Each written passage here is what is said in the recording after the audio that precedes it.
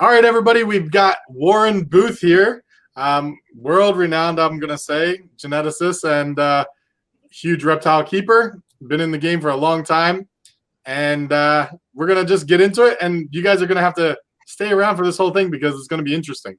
Warren has a lot of information, and it's just great stuff, so stay tuned.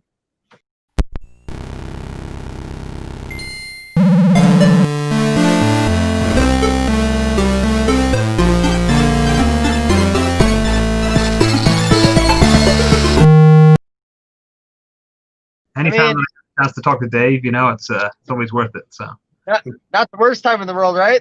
No, it's good. So well, like I said, they're going to start a little differently. Usually it's how did you get started, but I think we're going to avoid that one, like we said. How about this, Warren? I know you from North Carolina. What the hell took you to North Carolina? What took me to North Carolina? It's kind of funny. It's well, it's not funny in that sense, but it's I'd actually been going to North Carolina for about 4 or 5 years before I moved there.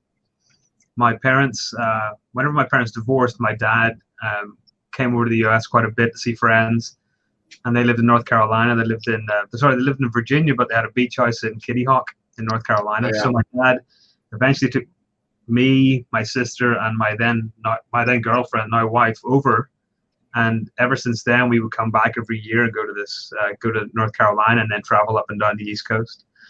And then whenever I finished my PhD in 2005, a job came up at NC State, and I applied for it. And Gemma and I were actually in North Carolina at the beach whenever I got an email to say they'd like to invite me for an interview. And I was like, great, I'm actually here already. So drove over, spent a couple of days in Raleigh, got the job, and then moved there a couple of months later. And I lived there, I think, for 7 or 8 years. I love the place. I miss the Carolinas. I miss the East Coast. Mm. Yeah. Same. And it's, you know, that was totally related to, it wasn't reptile related. It was all evolutionary genetics, but using insects as models. So it was the Department of right? NC State.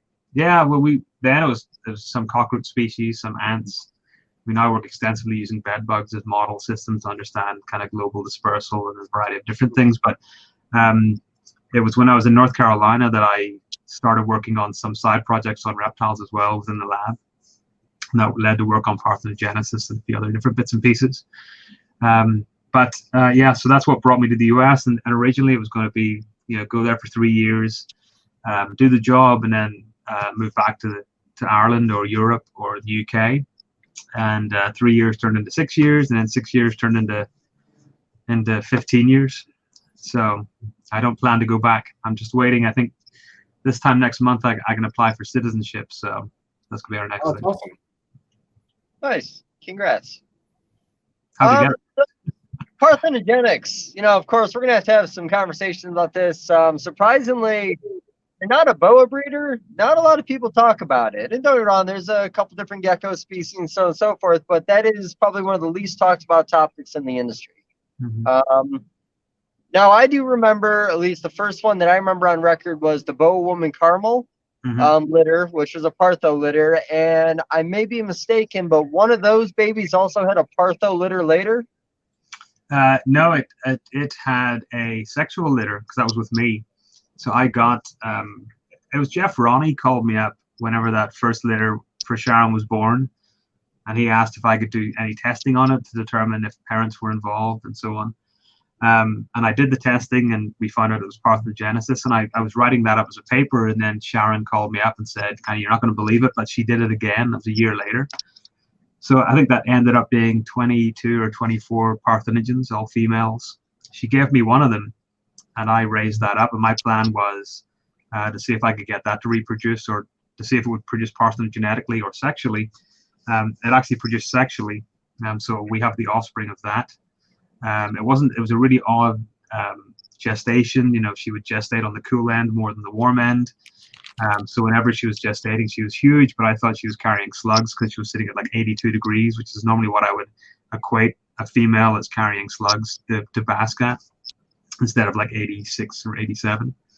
And she gave birth to 5 live and 4 stillborn, and then she died a year later. We had, I don't know what's happened to any of the other 23. I know that one of them died, so I don't know what happened to the other 22. I'd love to know. My feeling is they died because parthenogenesis just don't do well. You know, she's residing about 20 feet away from me in one of my freezers in my lab here, along with about 40 other parthenogenetic boas and pythons and pit vipers.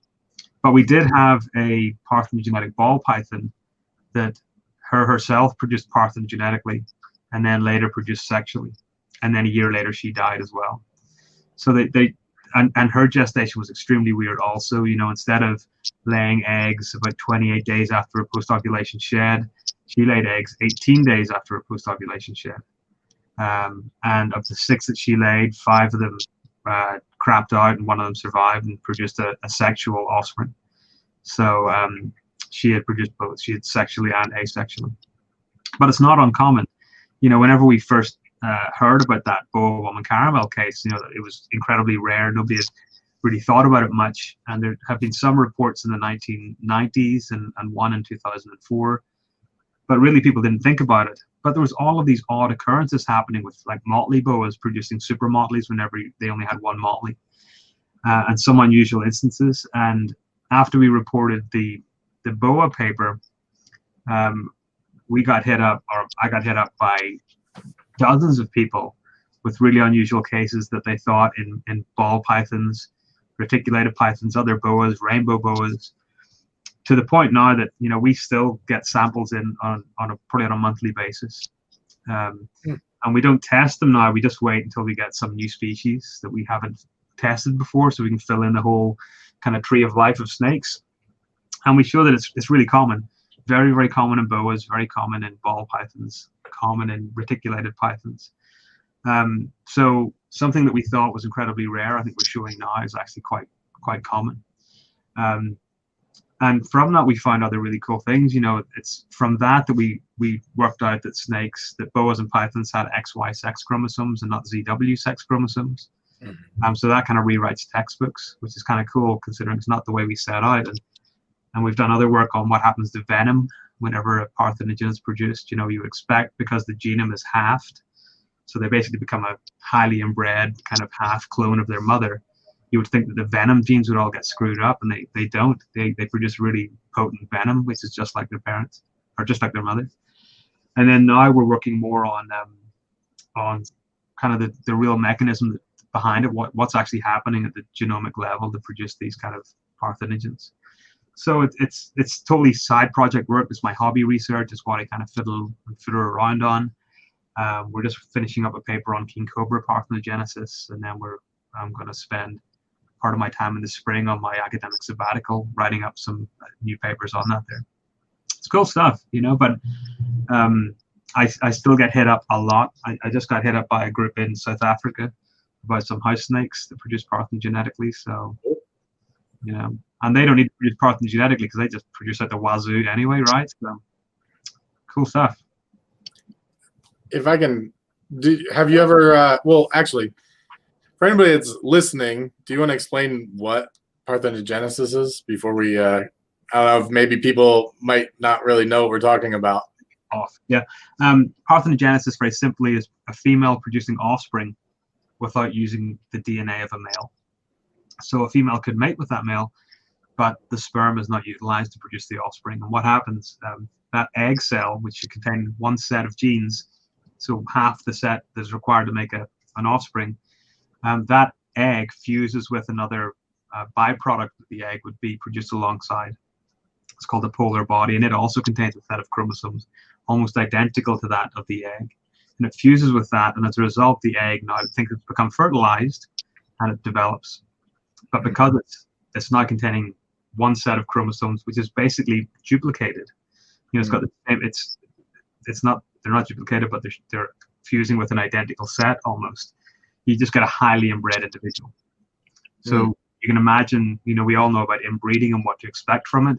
So you can kind of predict what might happen with these parthenogens. Some of them crap out right from the get-go. Some of them do well and survive 8 or 9 or 10 years, and then they start to dwindle. The ones that I've seen that are older, they die from kind of ovarian tumors. Hmm. The younger ones all seem to crap out based on some kind of metabolic issue. So they don't digest food very well, even though they're ravenous eaters, they don't grow.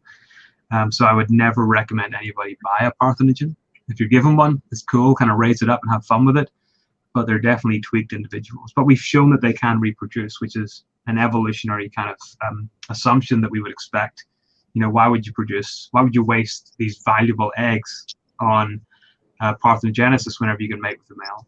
And the idea is that a female could get washed up on an island or move to a new location where there are no males, produce these offspring and find a small population. And then once males move in or come into that population, then they can breed together and then find a sexually produced population.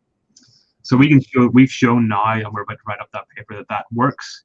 But the parthenogens don't survive very long after that. Hmm. But it's happening. It's you know, there's a number of species where it occurs. It's the only form of reproduction that occurs within them. So some racers, some like whiptails, stuff like that. Some of the night lizards in Central America, but they produce a different way. They actually just get a set of chromosomes that the mother has, and they duplicate that, so they get a complete set of the same chromosomes as the mother. So they're genetically diverse and they're very healthy. These ones that are produced by what's known as facultative parthenogenesis, where it's the female that normally produces sexually but is producing them asexually, they just don't do very well at all. And sorry, Dave, it sparked a question. So if they don't, some of them wouldn't live long, and let's say for boas, in the wild, they don't start producing maybe 5-6 years old. Yeah, that's right.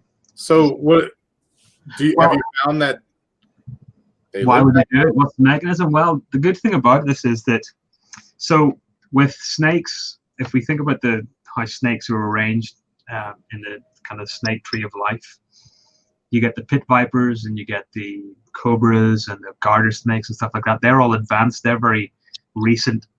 They've got a very recent evolutionary history. The boas and the pythons are very ancient. The boas and the pythons we've shown to have X, Y, XX sex chromosomes, just like mammals and humans, whereas the advanced snakes, the pit vipers and the cobras and so on, have ZW sex chromosomes. Now what this means is that the boas and pythons produce female offspring, and the pit vipers and the garter snakes and so on produce male offspring. Those males could turn around and reproduce almost within a year and a half or 2 years. They got very, very different litter characteristics. Those litters tend to be 1 or 2 live offspring, and the rest are infertile ova or deformed offspring. In the boas, tends to be very healthy, full litters of apparently outwardly healthy offspring. They're not tweaked, so therefore that's why I'm really interested to know what happened to the other 22 boa woman parthenogens. Boa woman caramel parthenogens, I just don't know where they went, because it's possible that some could still be alive. And I think whenever they have these large litters, the likelihood that 1 or 2 might survive to reproduce is a lot higher. Because outwardly, you would not have been able to tell that this was an unhealthy snake. It was very healthy. It behaved just like any other snake that I had. The only difference is it didn't grow as fast. It didn't grow as large. But other than that, it was a great animal. And it was literally only a couple of months after giving birth that she started to, I could see she was just spiraling. At that point, she didn't recover from it. I wouldn't have predicted that going into the breeding season with it. But it's not as if I wouldn't have tried to breed it. I tried to breed it as a result of an experiment to see if it actually worked.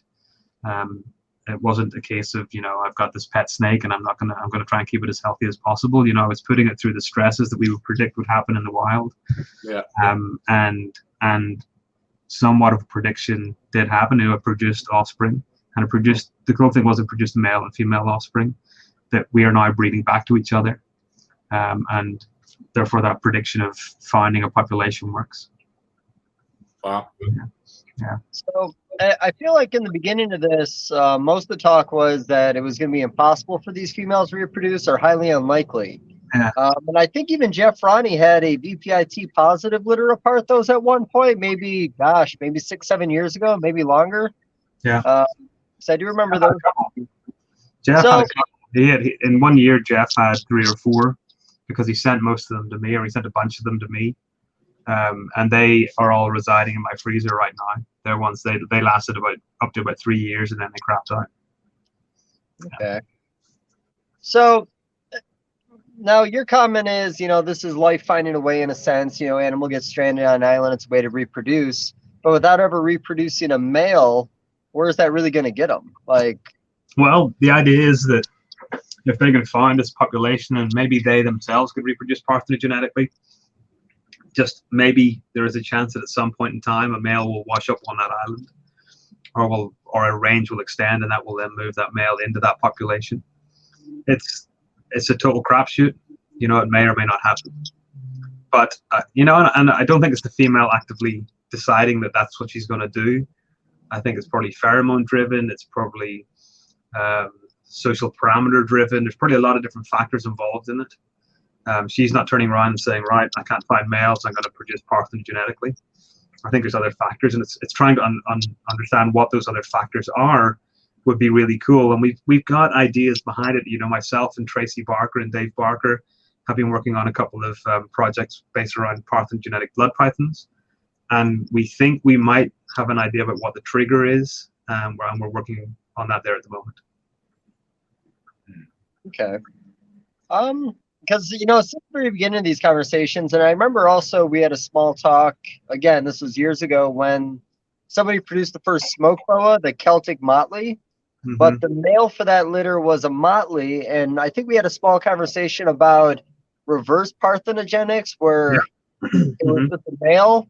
Now, is that a thing? Because I got disproven with that. We're going to end up just being an allelic gene with Celtic, so... It's a thing, and we are wrapping up a paper on that as well.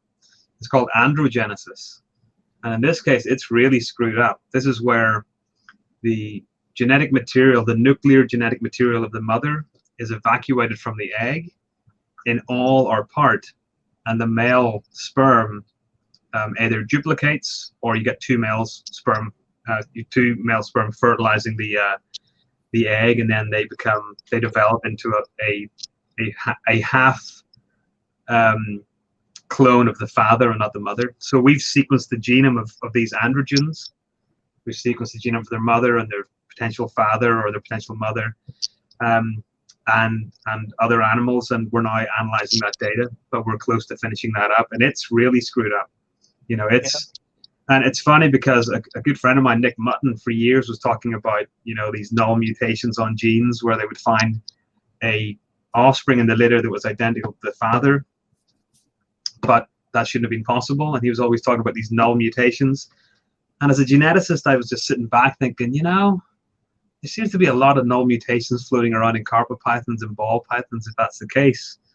And I didn't believe it, even though Nick's a great friend of mine and he's a really clever guy. I just didn't believe the null mutation idea. So whenever we've been given the opportunity to get these samples and we've sequenced their genomes, it's supported androgenesis, and it's actually, again, something that appears to be more common than we thought that it would be. Parthenogenesis and androgenesis are not unusual. In fact, I had a parthenogenetic litter last year, or a partial parthenogenetic litter. It was 26 offspring, and there were 4 parthenogens in that litter. Okay. Yeah, we last year, I think I mentioned to you, we bred a labyrinth female to a blood albino, and unfortunately, it was a lot of slugs. 2 live babies. One of the live babies was a super crystal or a super labyrinth, and the other one was just a labyrinth. Right. Crystal was as thin as a pencil. There was nothing to this. It was like a baby rat snake, and it made it for about, I would say, 7 or 8 months. Never really grew very much, but like you said, very good with feeding, and then one day just perished. Yeah, that's it. I'm not surprised, and my belief is that parthenogenesis is actually a heritable trait. So there's work that was done in the 1970s on, so parthenogenesis is really quite common in some species of poultry. There was a lot of work done in the 1950s on these white Beltsville turkeys, were Beltsville white turkeys, and they were produced parthenogens very commonly. Chinese painted quail produced parthenogens quite commonly. Some chickens produced parthenogens quite commonly. And there was some work that suggested that it was just down to one gene that was driving it. And of course, at that point, they couldn't identify it. But it suggested that it was a heritable trait, but they didn't go any further in that research. Now, part of my reasoning behind breeding that Boa woman caramel parthenogen was to produce offspring that could theoretically be heterozygous for this parthenogenetic gene. So we'll know whenever we breed the offspring together whether that's actually a potential viable route. Because years ago, I was given 2 separate litters of motley boas that both contained parthenogens, and the mothers of those were siblings. And that seemed to be, it could either be environmental, but it didn't seem that way because the breeder's other boas were not producing parthenogenetically, or it could be some heritable trait with that lineage. And I see it. You see parthenogenesis quite frequently in motley boas, which suggests that there's some maybe potential link there. It's something we'll address hopefully in the next couple of years. Maybe next year we might produce from those offspring produced from the Boa woman caramel. Right. So, another thing too, talking about the short lifespans, unfortunately with boa constrictors, there's only like maybe 1 or 2 mutations that in the super form they thrive, where everything else typically has a short lifespan. Yeah. So now a lot of these being super motleys, which eventually will die, even if it's not from Partho, or super jungles, those are the ones that made it really obvious that, this litter doesn't make any sense. Why is this here? Mm-hmm. Jeff has proven that the crystal boa seems to thrive in the super form, or the labyrinth super form. He has proven breeders. Everything looks great with that project. And again, very few in boas we have that with. Now in other species, like you said, blood pythons, carpet pythons. Now it's the same thing with them. You're getting that 2 to, let's say, 6 year lifespan, and then they're just perishing, or is that mainly in boa constrictors? So we have the greatest data set from boas for parthenogens. Ball pythons, I would need to go back and talk to the people that contributed samples, because all they contributed were shed skins. I don't know. It would be neat to go back and look into that. There are parthenogenetic reticulated pythons at St. Louis Zoo.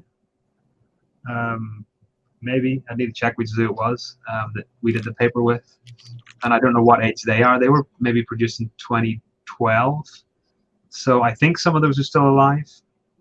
I think it'd be worthwhile checking. Certainly the ones that all of the blood pythons that Tracy's got that are parthenogens, and that might be 20 or 30 parthenogens.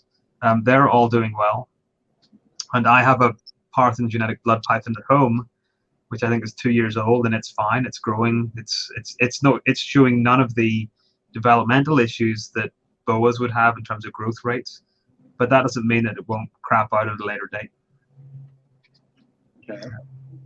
Yeah, it's interesting that you say about the superforms in boas often being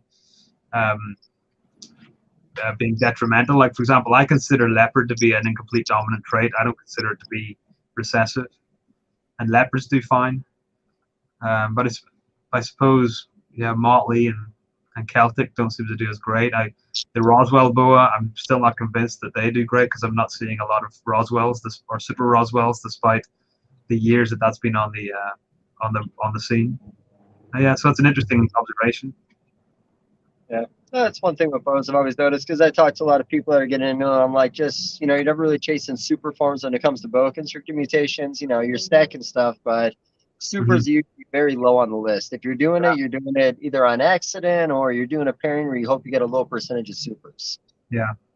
But no, I'm just curious. Like I said, it makes a weaker animal. I just didn't know if this all kind of worked together. Yeah, I don't think so. Because we've seen the parthenogens that we've seen have been from regular cal and sharp albinos, anarthristics, ghosts, or super ghosts. The whole range. Jeff and I think that the original crystal boa, or super crystal or whatever, crystal, might have been a parthenogen itself.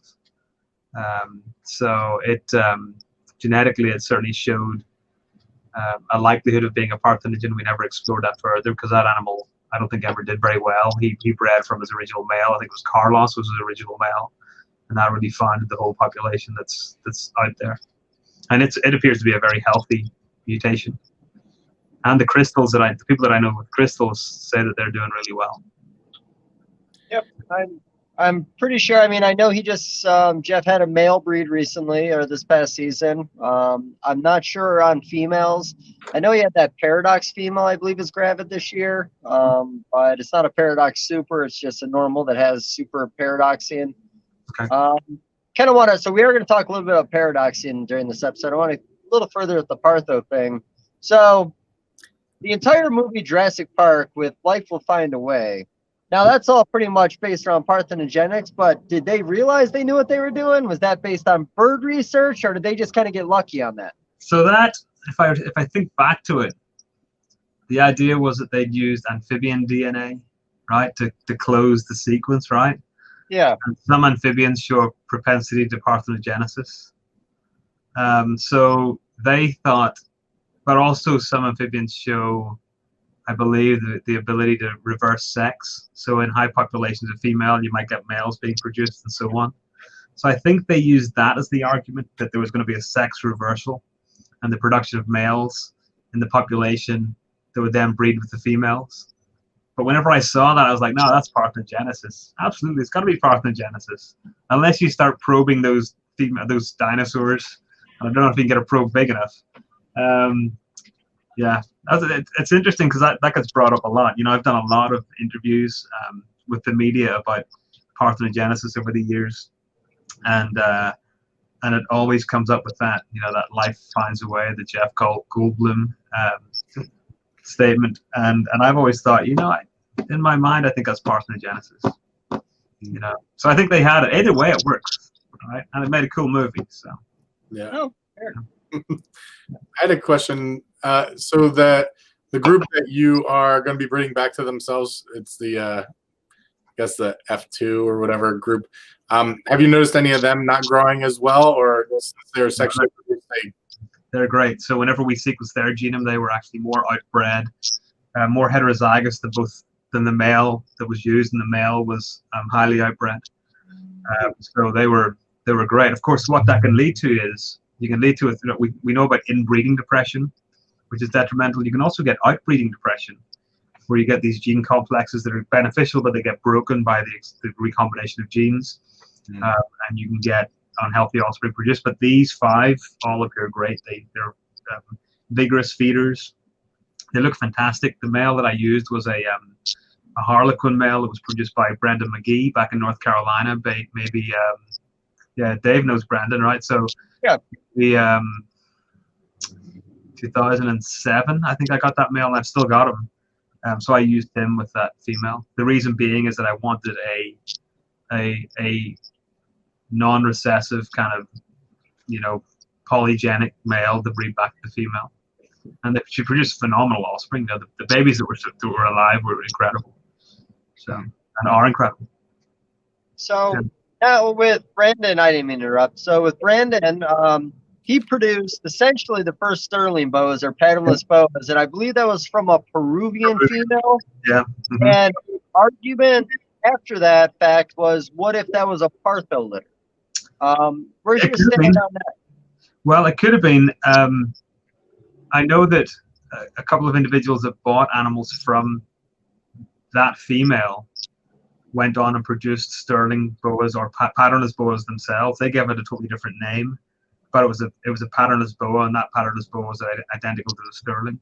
And in fact, I think it's possible that my male Harlequin is related to that line as well.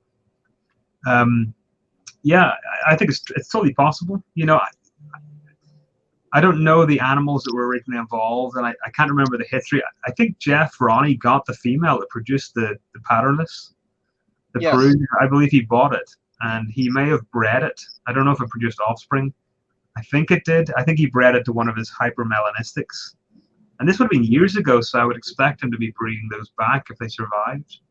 And we'll have to drop him a line and see what happened with those. But yeah, and those, and you know, I can't remember why he said it or how he said it died. I think like some kind of thermostat malfunction or whatever. But I think there was 3 or 4 of those produced in that litter, and 2 or 3 died within a couple of days. And then that one female, I think it was a female, survived, because you remember the picture he had of it on a pool table.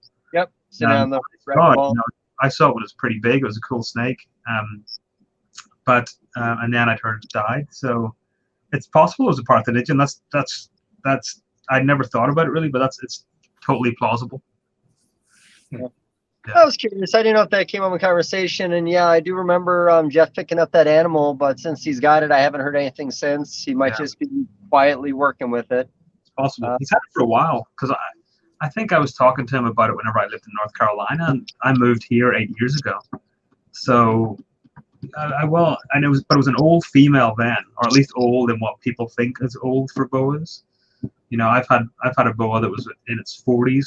45 whenever I moved it on to its next owner, so they can get old. But I don't know what happened to that female. I'd like to know.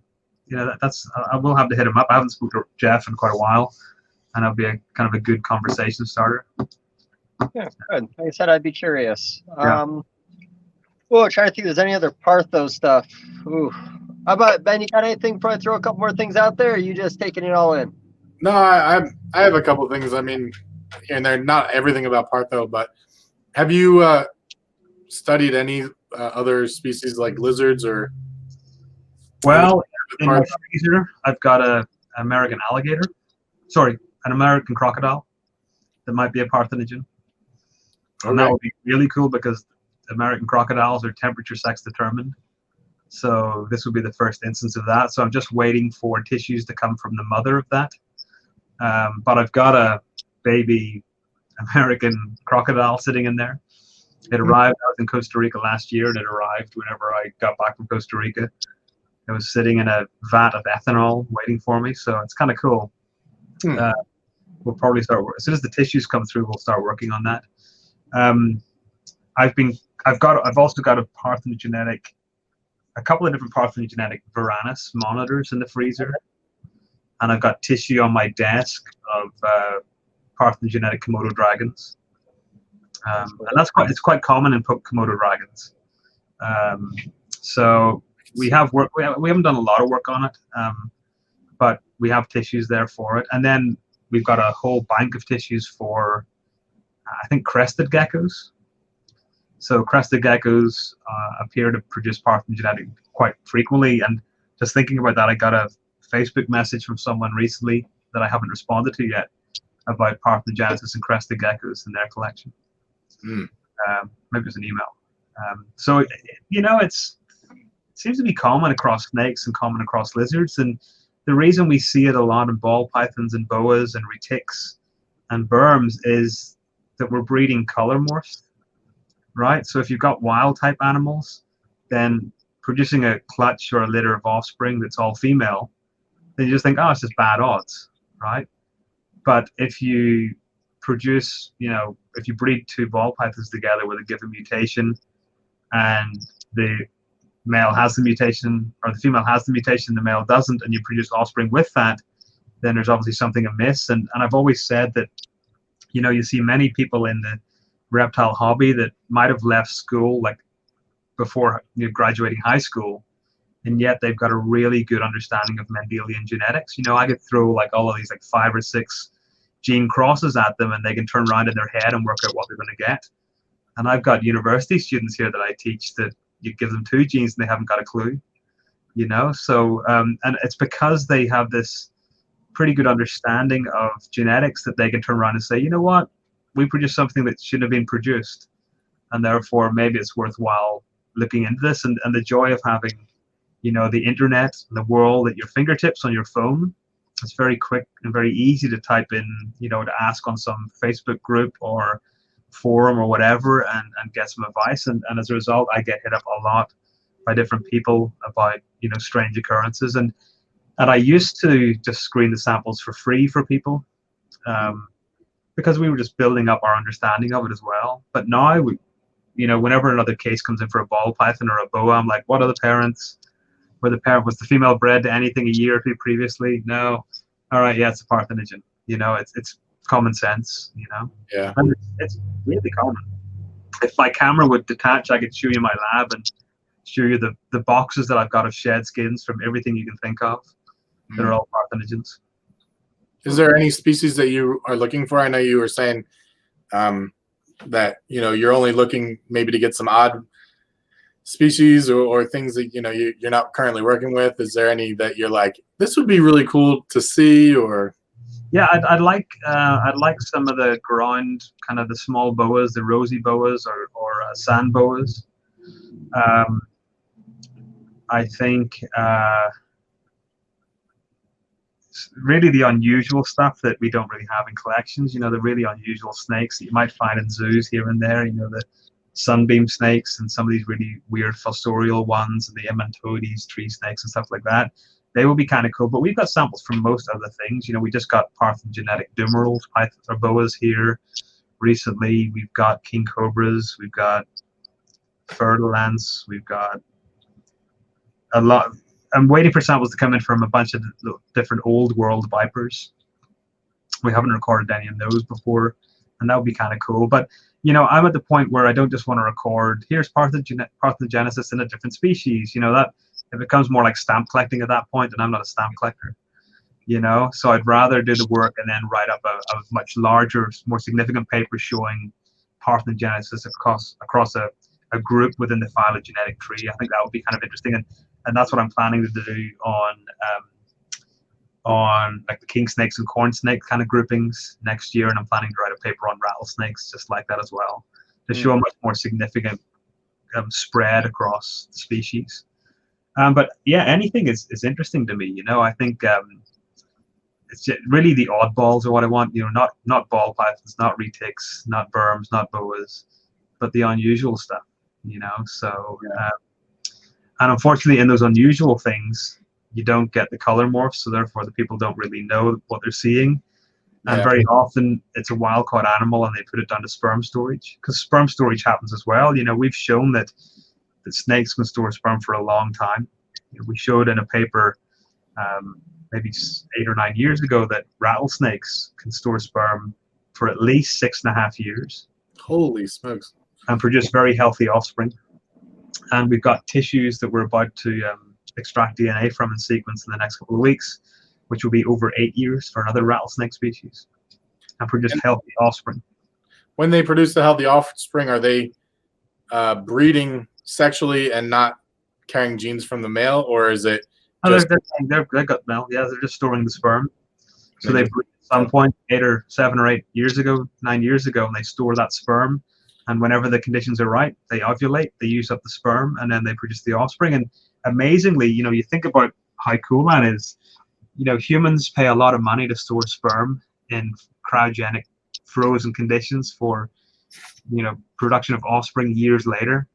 They do it for cattle and spend a lot of money. And yet it appears that, and sometimes that sperm is just not very viable in the end anyway. And yet a species that, or a group that in the summer can bask at 100 degrees, and in the winter can cool down to 30 degrees or less, 20 degrees, and that sperm is going through that whole temperature fluctuation. And yet 8 years later, it produces 19 healthy offspring from it. Yeah, it's kind of remarkable. That is insane. Yeah, I think it's the mechanisms behind it we don't really truly understand yet, but there's an idea that the uterus might twist and store the sperm in this little packet, and there's other ideas where it might you'll get these little vesicles within the uterus lining where it gets embedded within it and then coated in a mucous membrane and stored there.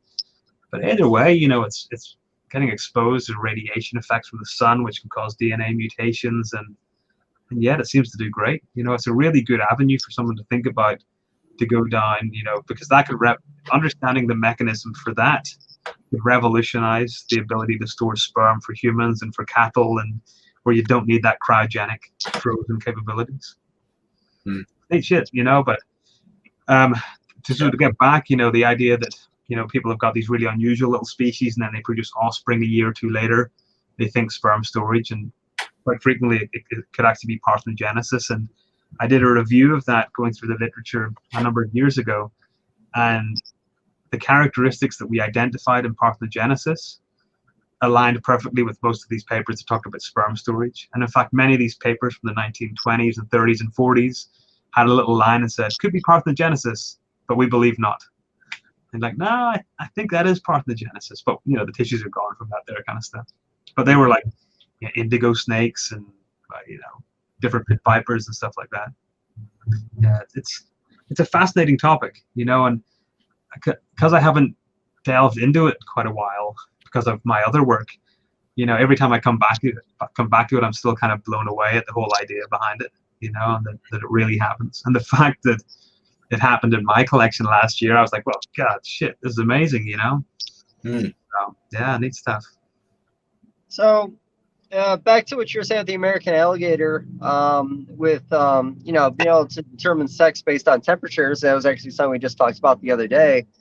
So, essentially, the ideal situation would be a parthenogenic leopard gecko that you could then breed within a year and start teasing with temperatures to see if it affects the babies or the offspring from there. Mm-hmm.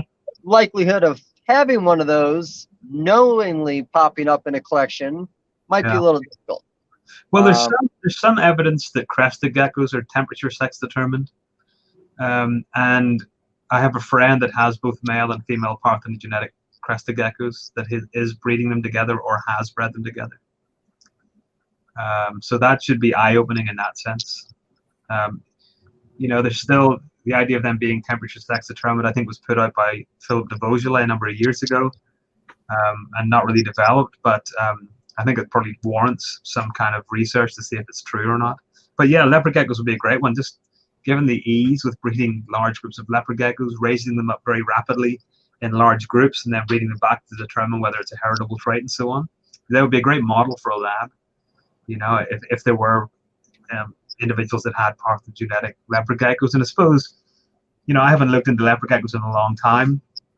There's a handful of recessive traits, and therefore that's where you're going to see it, where the females have the recessive trait or are homozygous for it, and the males are wild type, and then you're getting these mutations popping up that are identical to the mother.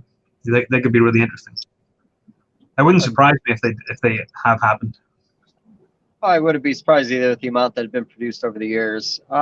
So last question for me, just because I don't want this to be nothing but a Partho episode, but if we're going to talk about it, it's got to be with you. Do you think there's any correlation to a higher percentage of Partho within a species that's an island locality or an island species? There's no evidence for it. So we've been looking into that. We've been looking through genetic data that has been produced and stored in online repositories to see if we can find evidence for that. So we don't see evidence for it, but where we do see evidence for it is in populations that are small and highly endangered. So there's a really nice paper by a friend of mine, Damien Chapman, and his graduate student at the time, Andrew Fields, looking at small-toothed sawfish. So parthenogenesis is also quite common in sharks, right? So sawfish are a type of shark. They were studying a very small endangered population of small-toothed sawfish, and they weren't looking for parthenogenesis, but whenever they looked at the genetic data for the population, they found individuals that showed the characteristics of being a parthenogen. And I think they found 7 or 8 females that appeared parthenogenetic, and they were, I think, up to adulthood. Whereas whenever they looked at the rest of the population, they were all outbred and mostly outbred. So it suggests, again, it ties in with this idea of, well, it could be a heritable trait because they found 7 of them of different ages. And therefore, it would be just kind of random it would be odd if it just popped up randomly in a small population. And it's almost, I suppose, in many ways, these small populations that are restricted in range are somewhat an island itself. The data from snakes we don't find, or we haven't found any evidence yet of parthenogenesis. But my question is, how quickly would we lose the signature of parthenogenesis genetically? After how many generations of breeding to a sexual animal would you lose that signature of it being a parthenogen? And so far, it's from our work, it suggests that one breeding of a parthenogen to a sexual animal will produce offspring that you couldn't determine were parthenogens or derived from parthenogens. So we're going to do more work, and we're going to trawl through the genetic data to see if we find specific characters within the genome that look like indicators for being derived from a parthenogen. We've got enough samples to be able to do that. But for me, this is all hobby research. I don't have funding to do it, so I bounce it off other things, and it's very expensive nowadays. Sequencing genomes is still not cheap, but it's not really that expensive either. But I can't just turn around and throw the money from the lab at that as a kind of a fishing expedition. But we'll work through it. Yeah, but that's a great question, Dave. That's a really good question, and I looked through genetic data, for example, for Komodo dragons, which is where I would have expected to see it. And there's a lot of data for those, and we didn't find evidence for it. Cool. Well, you guys ready to jump onto something else? Or Ben, you got anything left in you? No, I think that it's super interesting to me, and anytime that we have people on there, like I really like interesting topics, and I feel like I can just go down those rabbit holes. But I don't want to, take up this whole thing as about that. But super interesting things. What came to my mind was like Hog Island Boas, and what's being looked at with them. Yeah, we've looked a lot in Hog Island Boa because I was part of a group where we went to the Hog Islands and sampled boas. They're very abundant on the island, so you can find 6 or 7 boas within about 4 hours on the island now. They're not extinct. They've rebounded really well, but again, we find no evidence of parthenogenesis with those. Okay. Again, that's where I thought that would have been a good one to test, but there was still enough to produce a very healthy population. Well, it's good to hear. Honestly, I haven't heard any updates on that in a long time, and I honestly thought they were just gone forever. Yeah, there was a National Geographic expedition a number of years ago, and they said they didn't find any.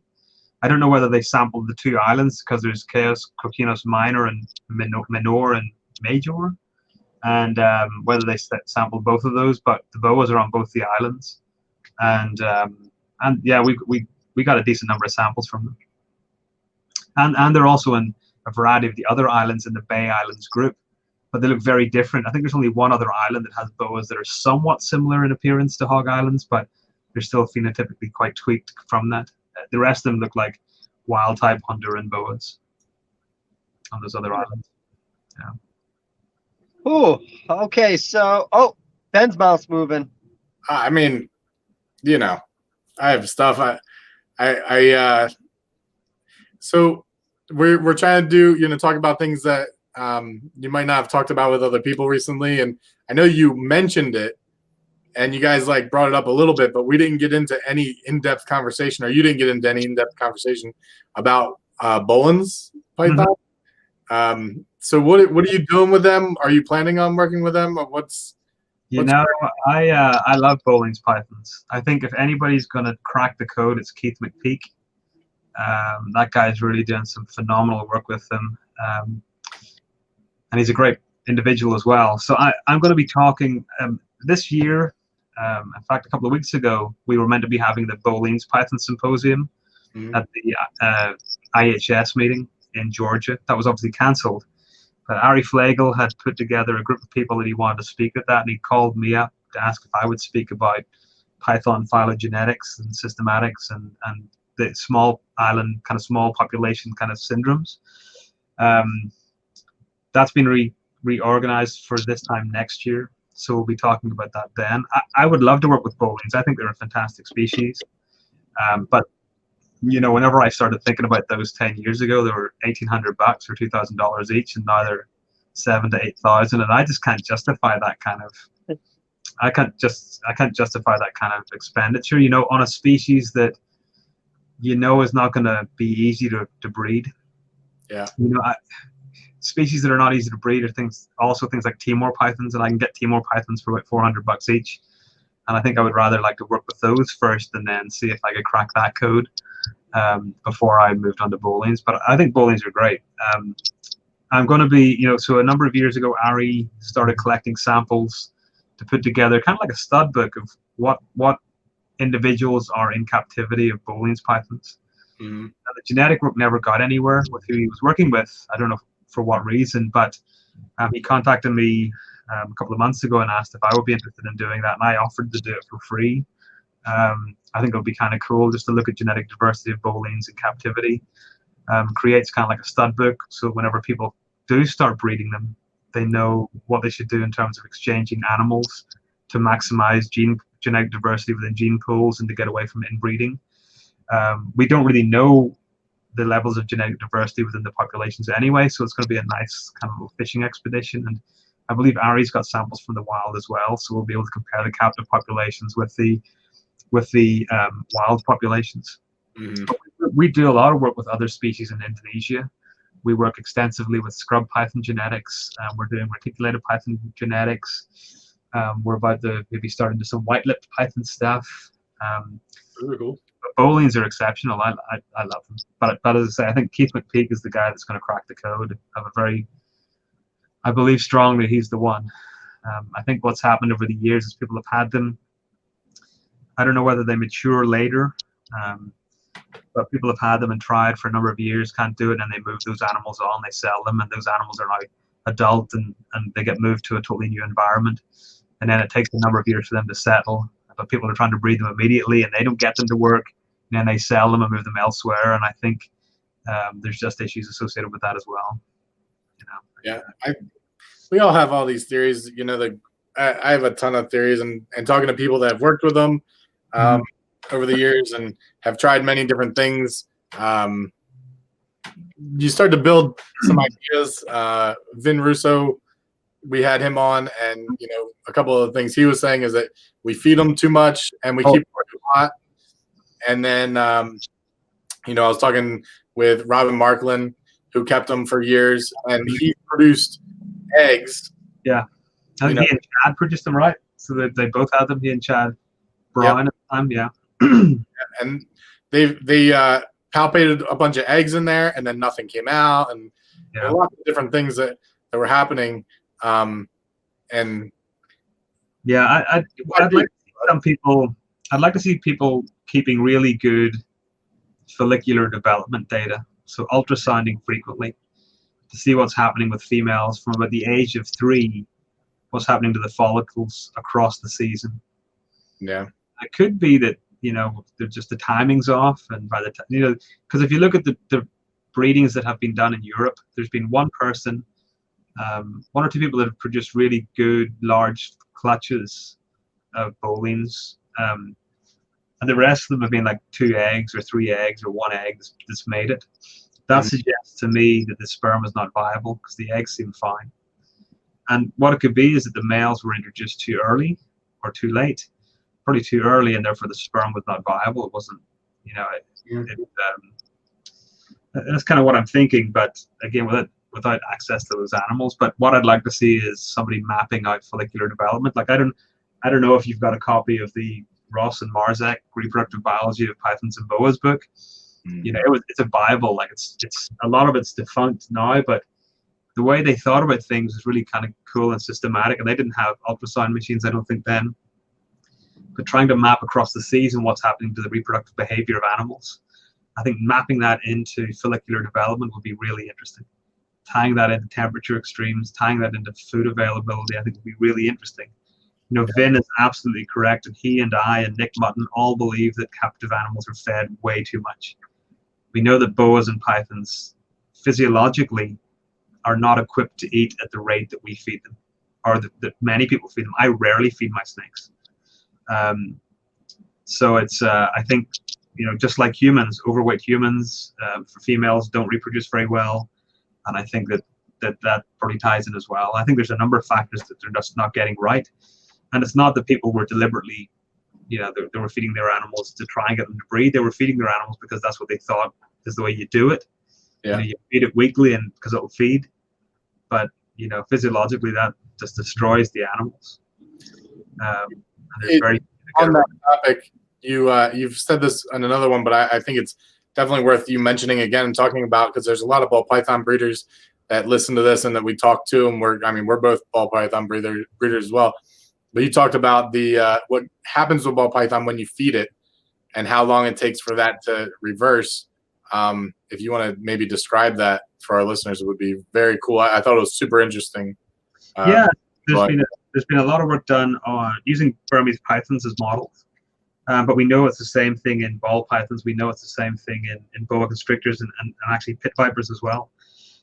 Within about 4 hours of feeding a meal to a snake, you get a number of genes that upregulate, so they get expressed and they start producing their proteins, and they cause massive changes to the physiology of the organism, to the animal. They cause the heart to start to double in size. The blood becomes really thick with plasma. The intestines totally remodel and change shape. And you get all of these organs that start changing from their resting state. And this lasts for about 2 weeks. So they're in this upregulated, somewhat you might consider a stressed state. And then after about 2 weeks, those genes get shut off, and then they atrophy. These organs go back to their normal size. With people feeding their snakes and think about what's happening in the wild. You know, an anaconda or a blood python or a boa is not feeding every Sunday at 4 o'clock, right? They're feeding, and then they're going for a long period without meals, and then they're feeding again. So they're going through this up and down regulation. Any wild boa that I've found has been great. It's been phenomenal in terms of body mass. You know, they've been really good looking animals. Yeah, they're not what we would consider compared to captive animals, which tend to be pretty obese. But they're muscular animals. They're very strong. I think not giving them that resting phase could potentially be detrimental in terms of their lifespan. Of course, I don't have any data to say that, you know, they live X amount longer than if you fed them every week. But I can tell you that the oldest snake that I had was a boa constrictor, and it was given to me whenever it was in its 40s. I had it for about 5 years, and I then donated it to a reptile rescue in North Carolina. And 5 or so years later, it was still alive. So that snake would have been 50 or more. It was brought in as a 3-foot adult whenever the original owner bought it. And he fed it 1 squirrel a week. He shot a squirrel in his backyard and fed it a squirrel a week for 40 years. And that animal was remarkable. It was absolutely remarkable. And you would not have been able to tell it apart from a 4-year-old boa constrictor. The only difference, and I mentioned this before, the only difference was that around its face, it all turned orange. You know, where you see dogs get kind of gray around the muzzle, the snake had all this orange kind of hazing and flecking. It's really cool. I tried to breed it a number of times, but it didn't breed because I thought it'd be cool to get those genes into captivity. But I feed my snakes very rarely. I feed adult boas once a month. Essentially for most of the season. So I only feed my snakes for about 9 months of the year. For 7 of those or 6.5 of those, I feed once a month.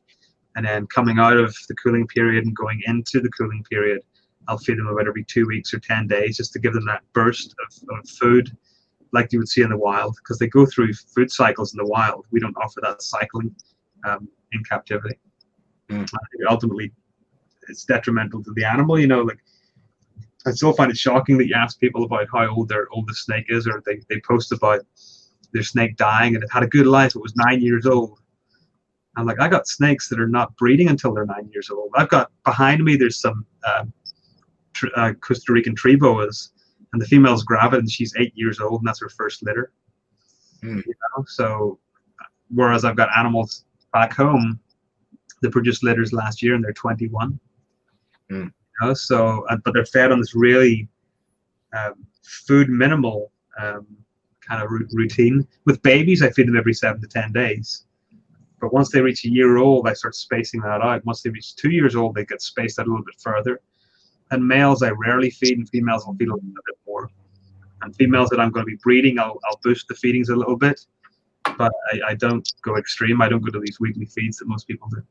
I just don't think that it's beneficial for the animals, and the data that's been published on the physiological changes that happen through feeding to boas and pythons and pit vipers doesn't support that you should be feeding your animal weekly.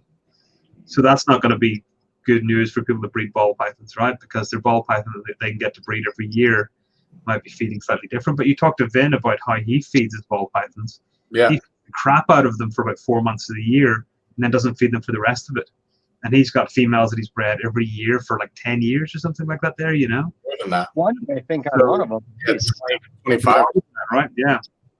But I think you just really have to know your animals, you know?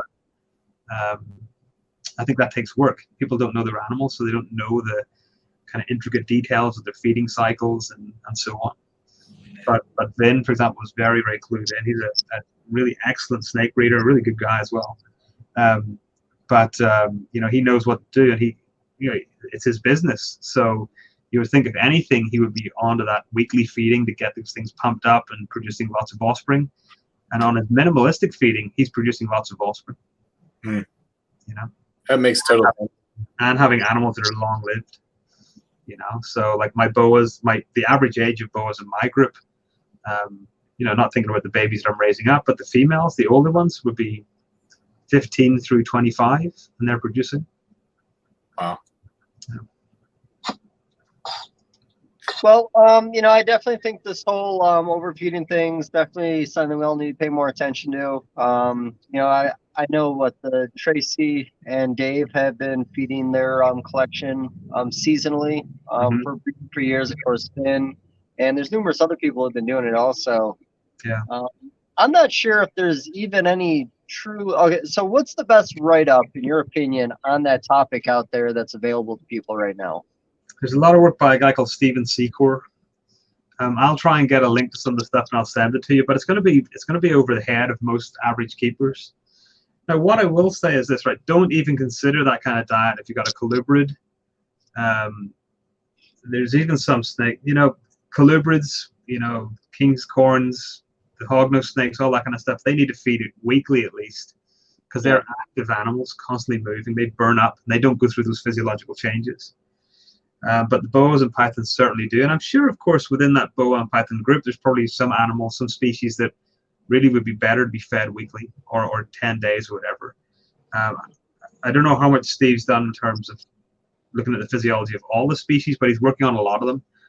I did sit down and chat to him last year, and I wish I'd talked more about the species that he'd worked with, but I'll have to try and talk to him later this year and find out. But I'll get some.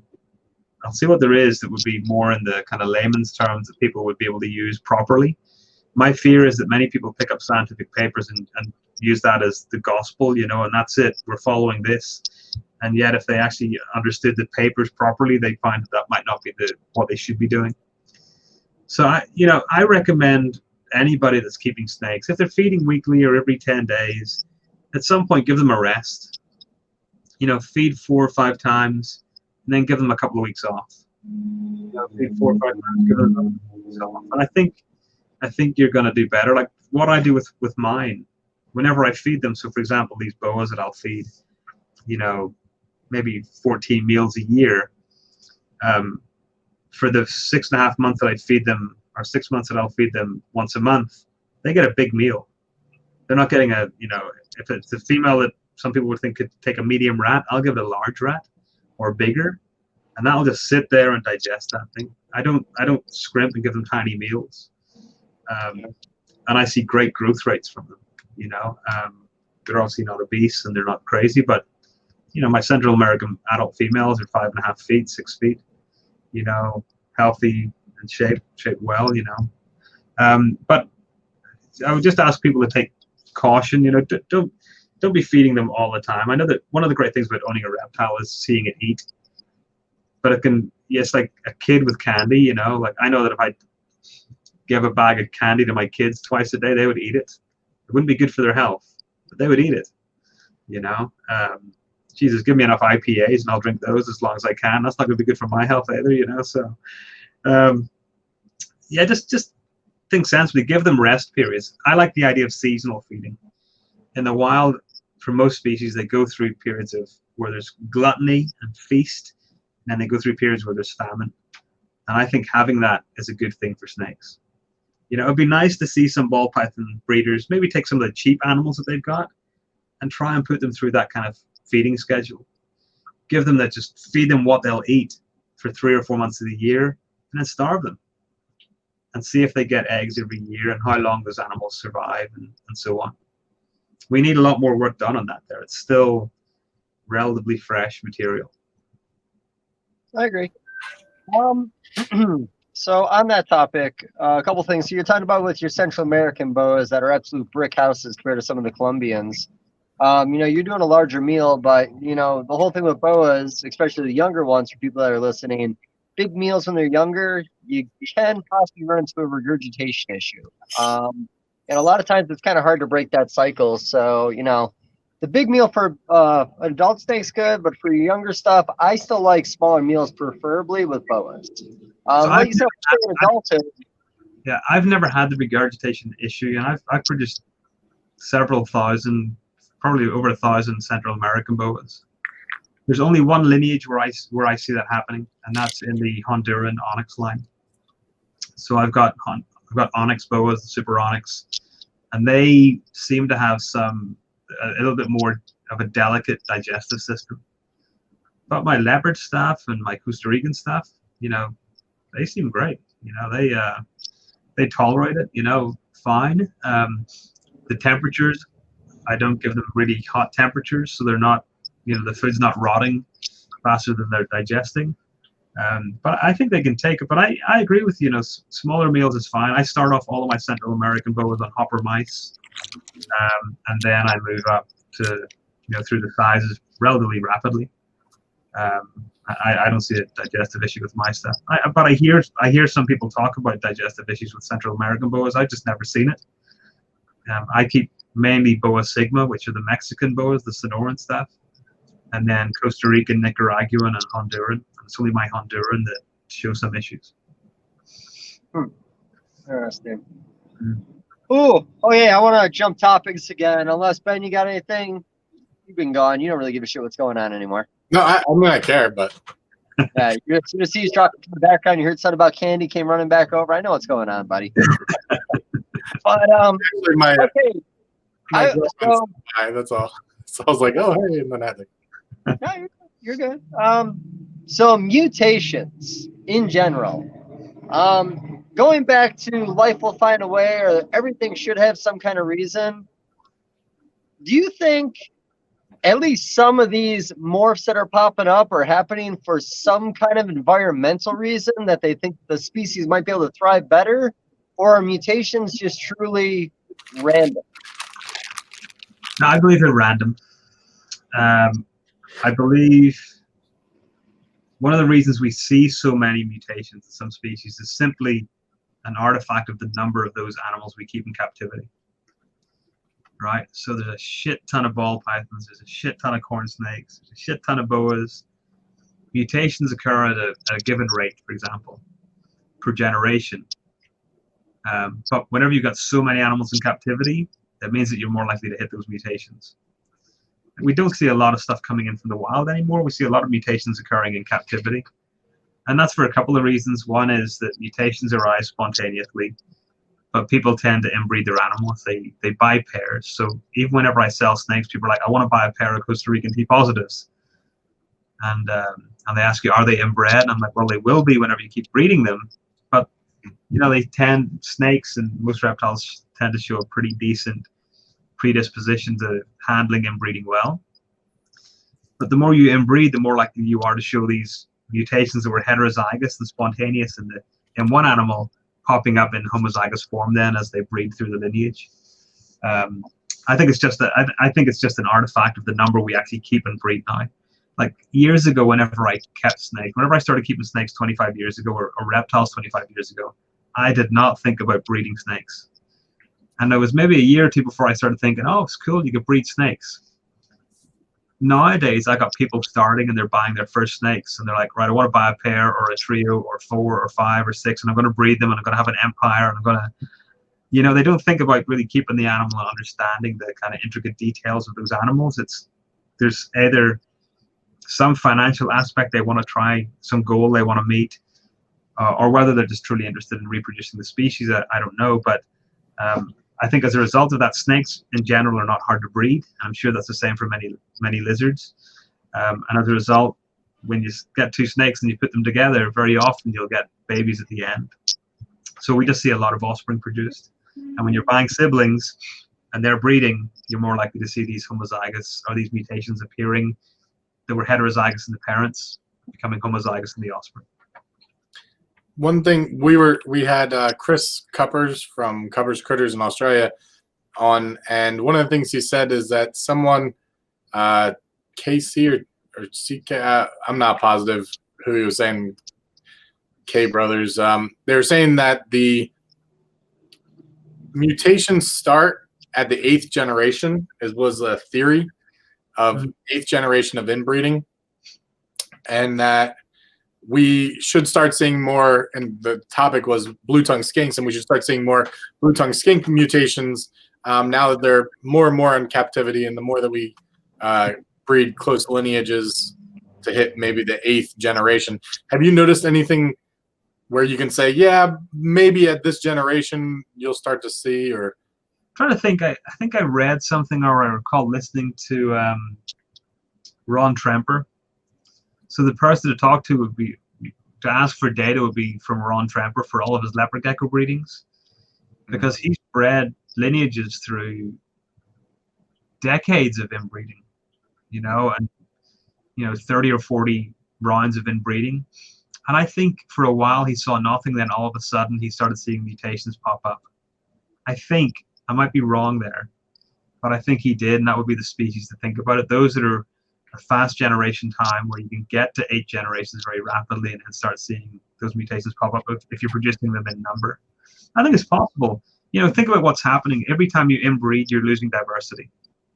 So a mutation arises in a parent, and it's heterozygous, so you don't, unless it's an incomplete dominant trait, you don't see that expressed in the parent.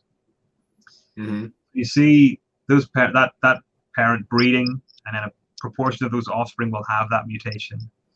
Then you inbreed those back to each other, and a proportion might become homozygous for that or might not. But the more you inbreed, the more likely you are to see, the greater the chance of those two individuals coming together and producing that homozygous form. I would say it's I don't know about 8 generations, because I haven't really thought about it in that sense, but as we go successively through inbreeding, runs of inbreeding, I think that's possible, and it would be dependent on the level of genetic diversity in the animals that were brought in from the wild to start off with, and how those initial breedings were happening. They were strictly inbreeding, so going from wild type to F1 offspring, and then those F1s were bred together to produce F2, and those F2 were bred together to produce F3. Not talking about back crosses and so on, but strictly going through the filial kind of generations.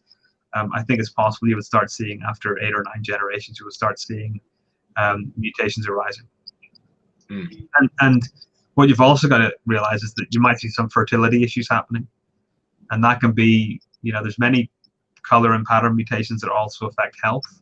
So those animals that had that mutation that could have been something cool die at the the early cell development stage of the zygote. So I think it's possible. Yeah. That's a really interesting topic.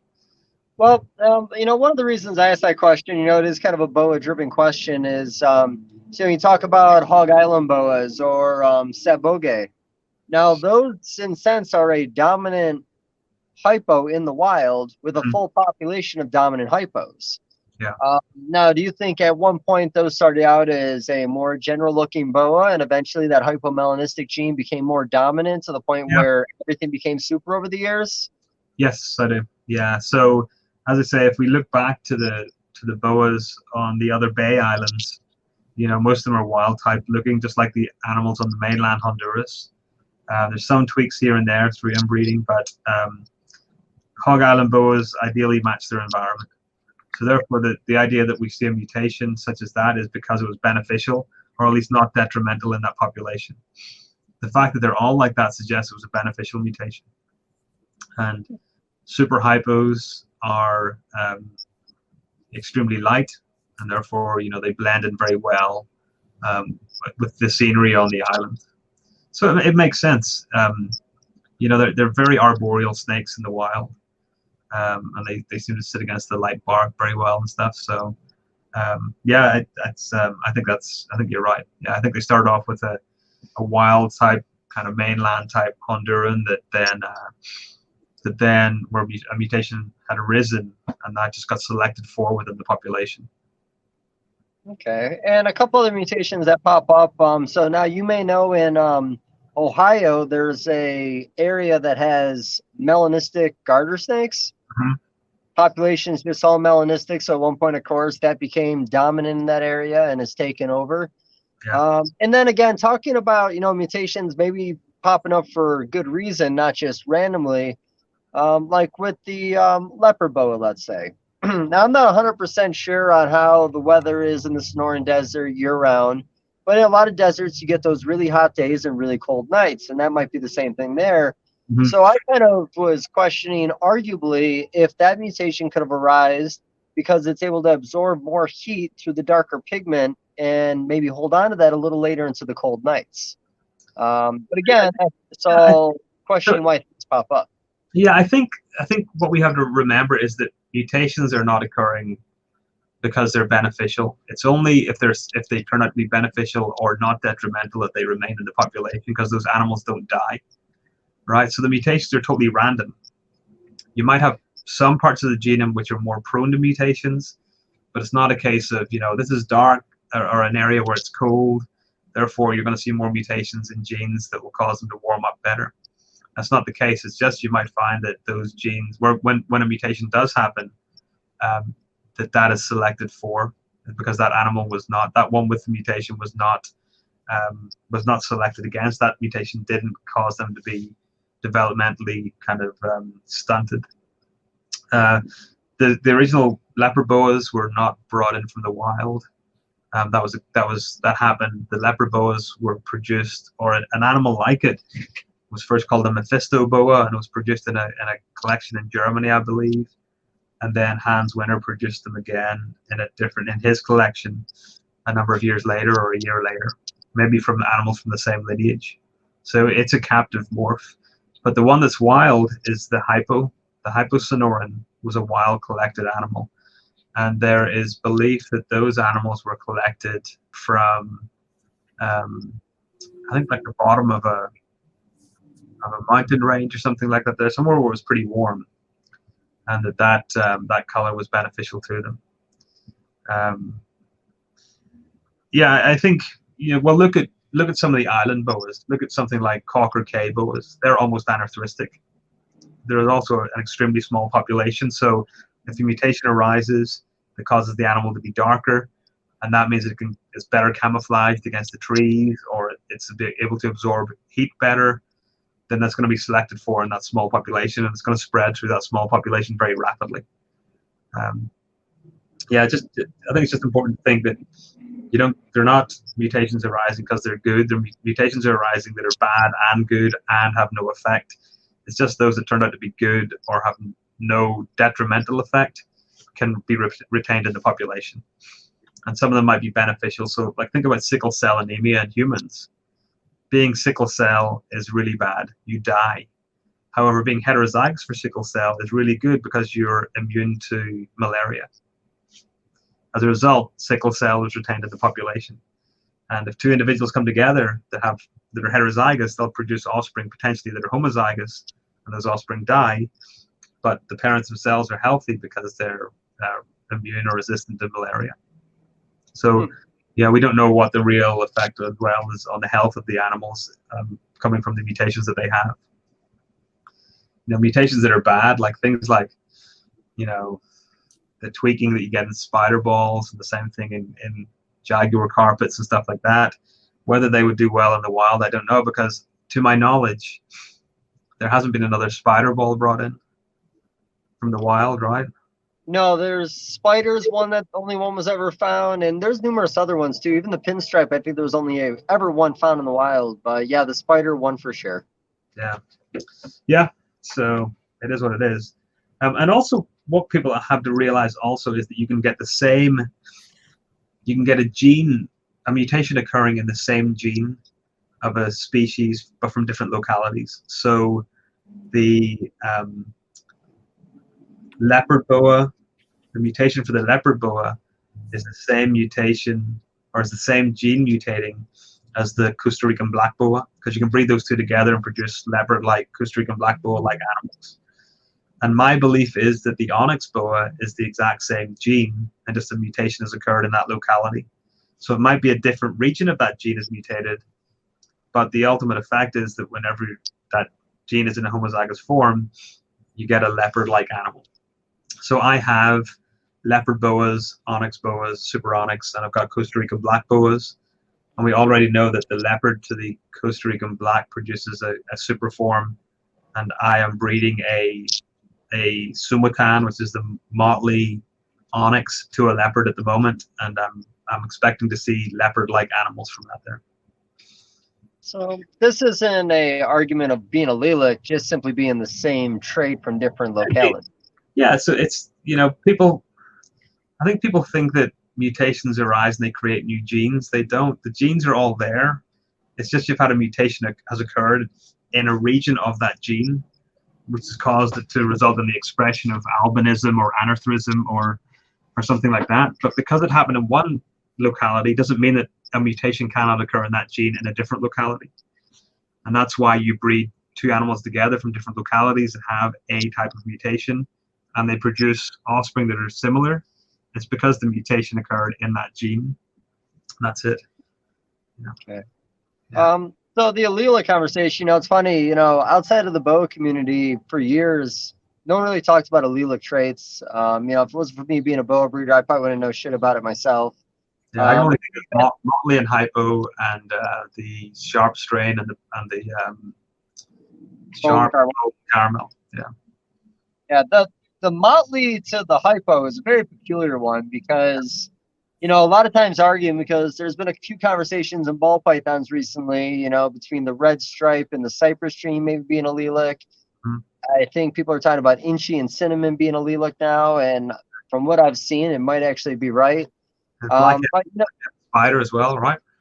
Yeah, that one's actually a weird one. You breed a blackhead to a spider, and it pretty much makes a normal ball python with a little bit of a wobble. Yeah, real moving forward in that one. But yeah, no, it's and I'm sure there's other allelic traits, and there's some that we're still arguing are allelic. But again, if it wasn't for breeding boas, I don't know too much other allelic traits in other species, but that's just from lack of knowing. Yeah. I'm sure they're not uncommon, but boas, it just seems, it's something. Oh, well, arguably, would the Key West and the Roswell gene be considered allelic, seeing there's a super form, or do you think that's more of a one mutation started within the Surinoms, and the other one was just a clumpy mutation that happened to be the same gene? Yeah, I know that people didn't really want to believe that, but when you look at the super Key West, it looks like a super Roswell. So my feeling is that if you bred a Key West to a Roswell, you'll get supers. My opinion, it's the same gene. It's just different mutations have occurred in time. So the super has been made, and Jeff actually did one about 3 or 4 years ago, and there's been other ones you've probably seen, the jigsaw, they call it. Yeah, that seems to be something different as well, but right? That appears to be something coming up within that lineage. I don't believe that that's a super Roswell. It's the super Roswell or homozygous Roswell Key West. I think that that's something else, some other gene maybe attached to that there. Because I know that Jeff did it, and I think Manny did it as well. Right? Yeah, it was a cool looking animal. Jeff for sure. Yeah, I'd like to see that as an adult. That was a cool looking animal. I'll have to dig around on my phone. I did have a picture of it with at least a couple years of size on it. Honestly, one of the coolest boa tails you'll ever see. The red is red. It's all staticky and weird looking on the edge of like the lines. Just very peculiar. But again, it doesn't look like a super Roswell and it doesn't look like a super Key West. But then you breed them together and you get a super form. But in my opinion, it's very different looking. And I think I want to say that Jeff has done it with the Motley trait in there also. Phycomelanistic for sure. And that might be it. Jeff sends me the pictures, and says, don't show this to anybody. So I've had these for a long time. And others, and they're neat. They are cool. But Key Wests are not expensive anymore. Roswells are not expensive anymore. So it'd be very easy for people to put them together and produce. If the jigsaw happens to be the super form or the homozygous form of a Key West Roswell together, that it no longer becomes an ultra desirable animal, or else it means that Key Wests and Roswells go up in price again. But I think it's the same gene, just different mutations, just different locality mutations. Because years ago you had the candy cane boa, and that was the Suriname or Guyana that was a super Roswell, and I think it was an adult as well. Yeah, I remember the candy cane. I think that was way back in Reptile Magazine. It might have been Breeder's Choice one year, 1 month. And a really great picture, but I don't know anything ever being reproduced from it. But I do know somebody on the East Coast did produce a Roswell / Key West like trait within the Guyanas, and they had those super forms up. That thing was unbelievable. Other than that, I've never really seen anything else come out of that project from pure Guyana animals. Yeah, I've seen that myself. I saw that a number of years ago, and I actually saw animals, the ladder tail animals from that lineage being advertised this year. they're really cool. I like Guyana animals anyway because they're purple, so that would make me want to think about that. But I've got too many projects. I don't need it. I don't need more projects. I need to sell projects, kind of reduce to a healthy number. Yeah, I remember those popped up on King Snake years ago, and I hit up Jeff pretty fast to talk about it. And you know, one of the comments he made too within like the locality community is they don't really give a shit about morphs. No. But morphs pop up. Those ads were up for so long, and I feel like nobody was jumping on it. And I thought it was a really beautiful animal. And you know, when we get done with this, I'm going to send you pictures of a unique animal from North Carolina. Actually, there's an older gentleman there right now. His name is slipping my mind. You might know him. He does a lot of Surinames. Pretty much only breeds Suriname stuff. I think he might be in Charlotte. Okay. But he bred a couple of his Surinames together, and I'm going to send you the pictures of the parents versus the baby, and he produced some kind of super form. Neat. From the parents, you wouldn't really think anything was there, but it's a virtually patternless Suriname that has like a smoky gray appearance with just like a little bit of pattern trying to fight through. Cool. And it's very cool. And I got to see pictures of it, and I got them over text, so I'll show them to him when we get done. But you know, like I said, with the locality stuff, you just don't hear about too much. Like it. It's funny they don't like. So I've got a friend whose mother breeds dendrobatus, the leucomelis, the bumblebee ones. Are they the bumblebee poison dart frogs? And they produce albinos in their collection. I might have seen a picture of that. They look awesome, but the whole community is against it. Like, no, you can't have a morph of a frog. And Yeah. I'm like, that is fucking cool. I would love to have a little like live plant setup with a bunch of these little albino bumblebee frogs jumping around. They were really cool. And I thought originally I was like, that is worth a lot of money. And then people were like, put that in a vat of acid, you know, destroy that animal. It's crazy. I'm like, wow. But, It's really weird how some communities work on that kind of stuff. And you know, talking about just genetic mutations popping up, I think it might have been the very first Herpers video, or the second one. They were at the Bearded Dragon greenhouse, I think down in Arizona. I can't remember the guy's name, horrible names, but he had got a albino American toad, and he bred it. And remember, I think a pied and a melanistic popped out from the breeding just to make heads. Yeah. And he was showing all that off in the video. And there's been a few other things, like, you know, there was even that Franny over in Hong Kong brought a couple normal skinks together, and arguably 4 brand new mutations all popped up within one litter. There was like a white-lipped or pied-sided one. There was a T-positive looking one. There was one that just went genetically white. I can't remember the other one, but I remember there was 4 distinct animals in that. Now, what is it genetically that when these mutations do pop up, it seems like a lot of them can pop up within one pairing? I haven't seen that. That's kind of cool. That's really cool. Yeah, I haven't seen that myself. You know, I see some species that start to show these propensity to it, like tokay geckos. Very quickly, we saw like a whole ton of mutations appearing. You know, like the blues and the T positives and stuff like that there. So that's that's really cool. I don't know. I haven't seen them myself. I wouldn't know. You know. I'll send you some pictures. I saved a bunch in there firstborn, and they've all gone on to reproduce. I feel like it's crazy enough to have one mutation pop up, but then from one mutation having 2 or 3 or 4 other mutations pop up all at the same time just seems very unlikely to me. So it could be, well, there's 2 things it could be. It could just be a disingenuous individual that's been hoarding these up for a while, or it could be this idea of they've been inbred through X number of generations, and you're finally seeing not just one mutation, but multiple that are then becoming evident in the offspring. You know, like I think about some of the snakes that I've been producing that are het for Costa Rican T positive, possible het for leopard, possible het for Nicaraguan T positive, possible het for anarthristic.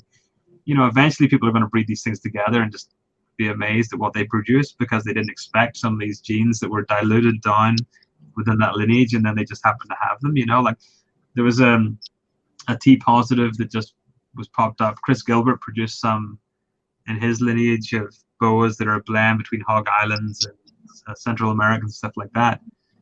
But then a bunch of people that have bought from them also did that. So I sold some snakes or traded some snakes to Dave Palumbo a couple of years ago, and the ones that I traded him produced the T positives for him as well. Another guy, the same thing happened to. So this thing that was, and I know there's T positive Hog Island Boas. I've got pictures of them. And the desert boas were bred from Hog Islands into Colombians. So that desert line was a T positive derived from a Hog Island, which I believe is what Chris Gilbert's stuff is. I think it's the same mutation. Yep. I think it's been diluted down so far into it that eventually things start popping up again through inbreeding. Okay, interesting. I didn't actually hear about the T positive within the hogs, and I do remember when the deserts first came out, it looked like some kind of Hog Island hybrid. Yeah. I think it was just trying to be sold as something new compared to what it really was. And I still, to this day, they're kind of floating around. I feel like they'll be reinvented again and brought back into the mainstream. It just hasn't happened yet. I had one as a desk pet here in my lab for a while, and it was cool. It was subtly different, but they were very extreme. And that's because of the Hog Island blood in it. You know, you breed a Hog Island to a wild type Colombian, and you'll get a range of phenotypes. You start breeding those back to each other, and you'll be able to select for more that are Hog Island like, and more that are Colombian like. And I think that's basically what you're seeing. So Dave Palumbo's recent litter that had the T positives in it shows exactly that. Shows the range of what you would expect from breeding two individuals together that had Hog Island blood. Some look really Hog Island, some look not Hog Islands at all. That's pretty neat. I'll have to reach out. I'd love to see those pictures. I think he's got a video of it recently. Okay, I'll give that a shot then. Well, I'll make Ben watch it, and he could just send me clips. Yeah. My Wi-Fi is horrible on the property. It's very hard to watch videos, so where I can't casually work and watch videos like I'd like to. Probably a good thing. You've got enough animals. You need to just stick with work, Dave. You know, so it's better off, man. It's better off. It's bad enough that Candy Crush works on my phone out there, and that is quite distracting. But that's about my biggest distraction right now. Okay, so here's a question that I don't have an answer for, unless Ben, because again, this is holy shit. Thank God Ryan's not here too, because I don't think you guys would be doing anything today. Like, you guys it would almost be better if he was here, so you guys could talk to each other while this is going on. I mean, I always have some. I mean, when there's I try to take it a little bit. I did have a question since I have you on, and it's my turn, I guess, at the moment to take a stab here. So something that we found happened to us, and it happens to people all the time. You'll have for us, so this happened in ball pythons, but we had a clutch of snakes, and we had one that was odd, that didn't look like it should have. It didn't look like either the parents. It didn't look like the super form of what we were trying to produce. Came out and it was a runt. Didn't eat well in the beginning. It's eating great now, but very strange. And when we say that to ball python people that have been around for a while, they're like, oh, it's probably, an incubation issue. Have you ever heard of something like this? What is your take on incubation issues where one egg might be a little high, or a little, I don't know. You froze just before you said you thought what it was. You said you talked to ball python breeders and you thought it was, and then you just froze. So we don't know. Incubation issue. Yeah, that's possible. I was talking to a friend recently who's had some kind of interesting things come out with incubation issues, or that they thought could have been incubation issues. That you get that kind of jaw deformity, lower jaw deformity in some ball pythons where it's kind of tweaked in. I think that's a heritable trait. I don't believe that's egg incubation temperatures. I agree. Commonly, and it's the exact same phenotype across the group of them.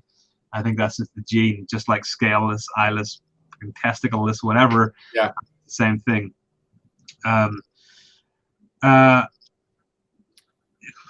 Pattern and color being different, because we did have a clutch just recently that the whole clutch all had the short jaw, and that just happened.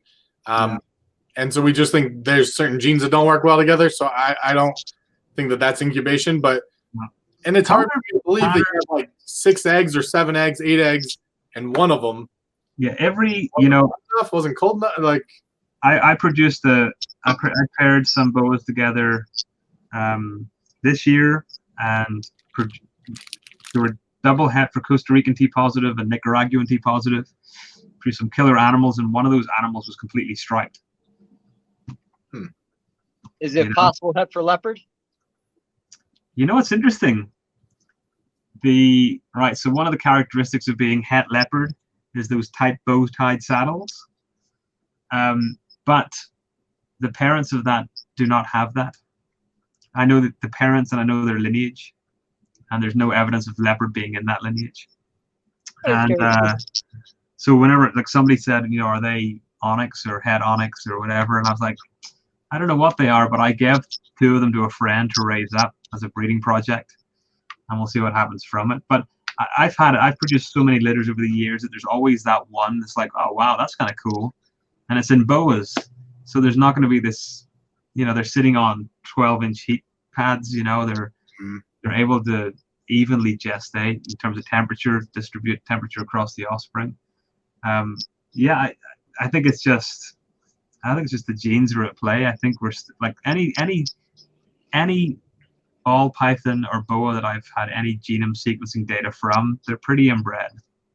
Oh, sure. You know, and I think we're seeing the artifacts of that. I think we're seeing these gene combinations occurring and so on. That's just resulting from homozygous genes. You know. Yeah. So, but you know, I'm not saying that's what's happening with yours. You know, it could be a novel mutation.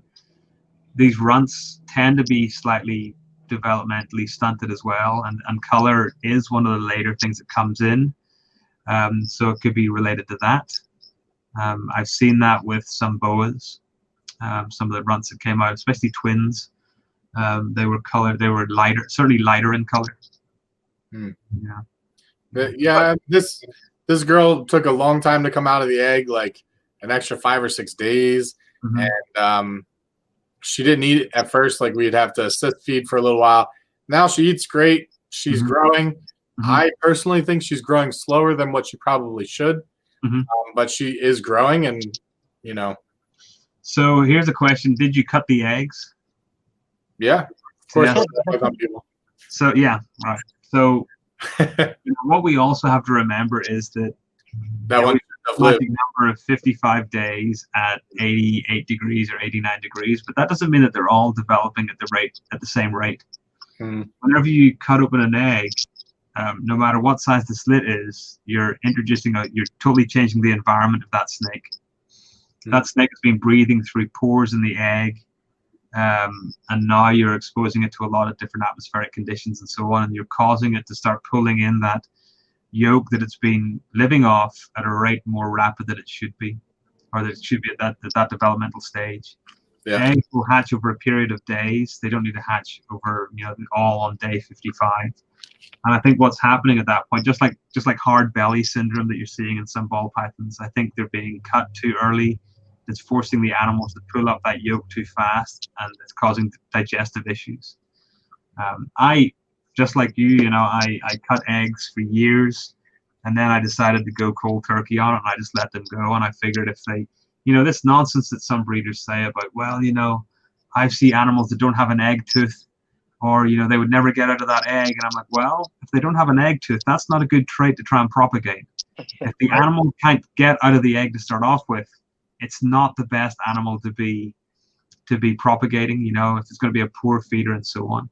The animals that, what I started doing in my last clutches of ball pythons, I started noting that they were, whenever they laid eggs, they were laying them in areas of the cage where they could get to 90 degrees or they could get to 78 degrees, and they tended to be laying them in areas that were 84 degrees. So I turned my incubator down to 84 degrees, 84, 85 degrees. It adds a few days onto gestation, on the incubation, but the babies hatched and they were straight feeding within 7 days. As soon as they shed, they were feeding and they were great. I think maybe we're forcing them to incubation a little bit too high, and that causes issues along the line as well. You know, but we're working with domesticated animals. You know, they're exactly what we would be seeing in the wild anyway. So really quick, one thing that I thought was kind of fascinating on your comment about like the egg tooth thing. You know, when Winston Smith produced the scaleless ball python, or reproduced after it had been done already a few years ago, one thing he did is he took a close-up, and this animal did have an egg tooth, which I wouldn't have thought. The egg tooth, the egg tooth probably is likely to be similar to a tooth, and they're scaleless, they're not toothless.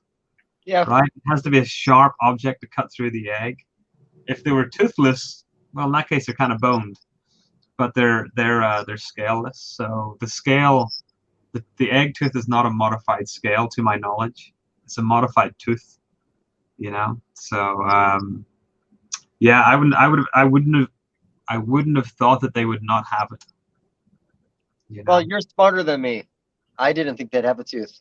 I just think they're terrible. You know, these wrinkly bags that you have to massage with fucking balm oil every 3 days, and I don't need that shit. You know, it's like, fuck. Yeah. You know, I saw a picture of a scaleless blood python recently, and I saw a picture of the scaleless Burmese python, and that one, I wanted to vomit whenever I saw the scaleless Burmese python. You know, so it looked like here's how I described it. I think maybe I told you this, Dave. I remember years ago, my grandmother or my grandparents had this really old leather couch, comfortable as shit, but it looked fucking terrible. I think the scaleless ball python, after a couple of years or a couple of months, looks like your old grandmother's old leather couch. It's got all the creases and the lines in it. Looks like shit, it's flaking and looking nasty, but it's still there. You know, that's my opinion of the scaleless. Yeah. Not for me. You know, Tim Bailey at the last Arlington show I was at a couple of years ago, Tim Bailey handed me one, and they feel cool, kind of velvety and kind of neat. Yeah. But whenever I hear these people saying, right, you know, and I got to use this lube to lube it up 3 times a day, fuck that shit, you know. Yeah. I like neglecting my animals to a point where I don't need to go into them every day and lube them. If you know, there's other things that can be lubed, you know. So not snakes. Well taken point there. I would like to go down that road, but I'm not going to go down that road. We're going to let that one slide. Just for you, Dave. I knew that would be the trigger. I appreciate that. You're trying to bait me into these conversations right now. I know what's happening. I've known you for like 15 years, so I know that. I'm not going to talk about it, but it's going to be in the back of my head this entire time we're talking. Okay, so here's some maybe really stupid questions, but this is something that I don't even know the answer to. Paradoxing in snakes. So anytime we produce a paradox, we typically sell it because it's a very unique, one-of-a-kind animal, and there's always somebody who wants that animal. And a lot of times when we produce them, it's within projects that we're not exactly producing high-end animals. You know, maybe our albinos, our bananas, so on and so forth. Now, the question I have for you, if I have a normal ball python with 20% paradoxing of banana, and then I have another banana that has 20% paradoxing of normal, will both those animals reproduce bananas when I go to breed it, or is it about the percentage of paradoxing? So that's a good question. What I would want to know is what were the parents of those paradox animals? Because a paradox can be produced from basically genetic chimeras where they've got 2 sperm have fertilized an egg. And therefore, the different tissues, the different colors that you see are because that set of tissue or cells are from one parent, and the tissue, those that are banana-like are from the banana parent. The question comes in what tissues make up the testes or the ovaries, because you could have a paradox-looking animal, but the ovaries or the testes are from one parent and not the other. So whenever you breed it, you don't get paradox, you get whatever that parent was, whether it's a wild type or a banana or whatever. So there's only been 1 or 2 species in which paradoxing-like conditions have been proven heritable, or they appear heritable. One is the paradox in sand boas that Tracy Barker kind of pioneered. I believe she pioneered it, but it's not really paradoxing. It's just black speckles. It's not like chunks of wild type pattern. So I don't really call that a paradox. There has been, I think, a line of boa, like albino, a line of albino boa that has shown to produce some paradox animals consistently. And I think I've seen the same thing in some Amazon tree boas. But I don't know in others. I haven't looked in other species. But I feel that there's enough paradox ball pythons out there, and generally can be raised up really quickly and bred together. We should be seeing the effects of those. We should be seeing the heritability of that pretty rapidly. Mhm. So there was, okay, so, like you said, Kenyan Sambos are one of the few that actually produced a genetic paradox over and over again. And we're going to talk about that more in a second because there's a couple more questions I want to ask about that alone. But a breeder out of Tennessee, Steve Beeman, well, I believe you've probably met Steve over the years, Samboa Collective. I think that's the name, yeah. So he produced Skittles, that albino, pied, paradox, weird-looking boa. And from siblings to that he bred together, not even siblings, like cousins or uncles, he bred together and made another one. Oh, neat. I don't know if he's actually been able to breed the paradox. You would think at this point he probably has, but I haven't got an update on it. But from animals from that lineage, he has had two very similar paradox-looking animals pop up. That's cool. I'm not trying to argue genetics on it yet because I find it highly unlikely any of these will prove out to be genetic because we get so many of them and they're not as reproducible as we thought. Mm-hmm. And not even, so that wasn't necessarily a question. Now, following up with the Samboa thing, now here's what I don't fully understand about that trait. Now, I know it's genetic because it's been proven over and over again. You get it in the snows, you get it in the albinos, you don't see any extra dark pigment in the aneurysthristics, and you don't see any paradoxin in the normals. What is it about that trait that it only shows up in the snows and the albinos? No idea. I sadly don't know enough about sandboas, though weirdly for the last week I've been looking up a lot of sandboas on Morph Market. I don't need to be doing that. They're neat. They're really cool. Yeah, I don't know. I would need to look into that more and see what's going on with sandboas, but I'm not sure. I just recall, years ago, 20-something years ago, just being immersed in Dave and Tracy's VPI webpage and seeing the paradox sandboas. Yeah. But I never considered them to be paradox, and what we, I think our definition of what paradox is and chimera is are maybe too intermingled. Animals like, I've been to enough reptile shows where I've seen the ball python that looks like it's, as you say, part banana, part xanthic or whatever, part whatever.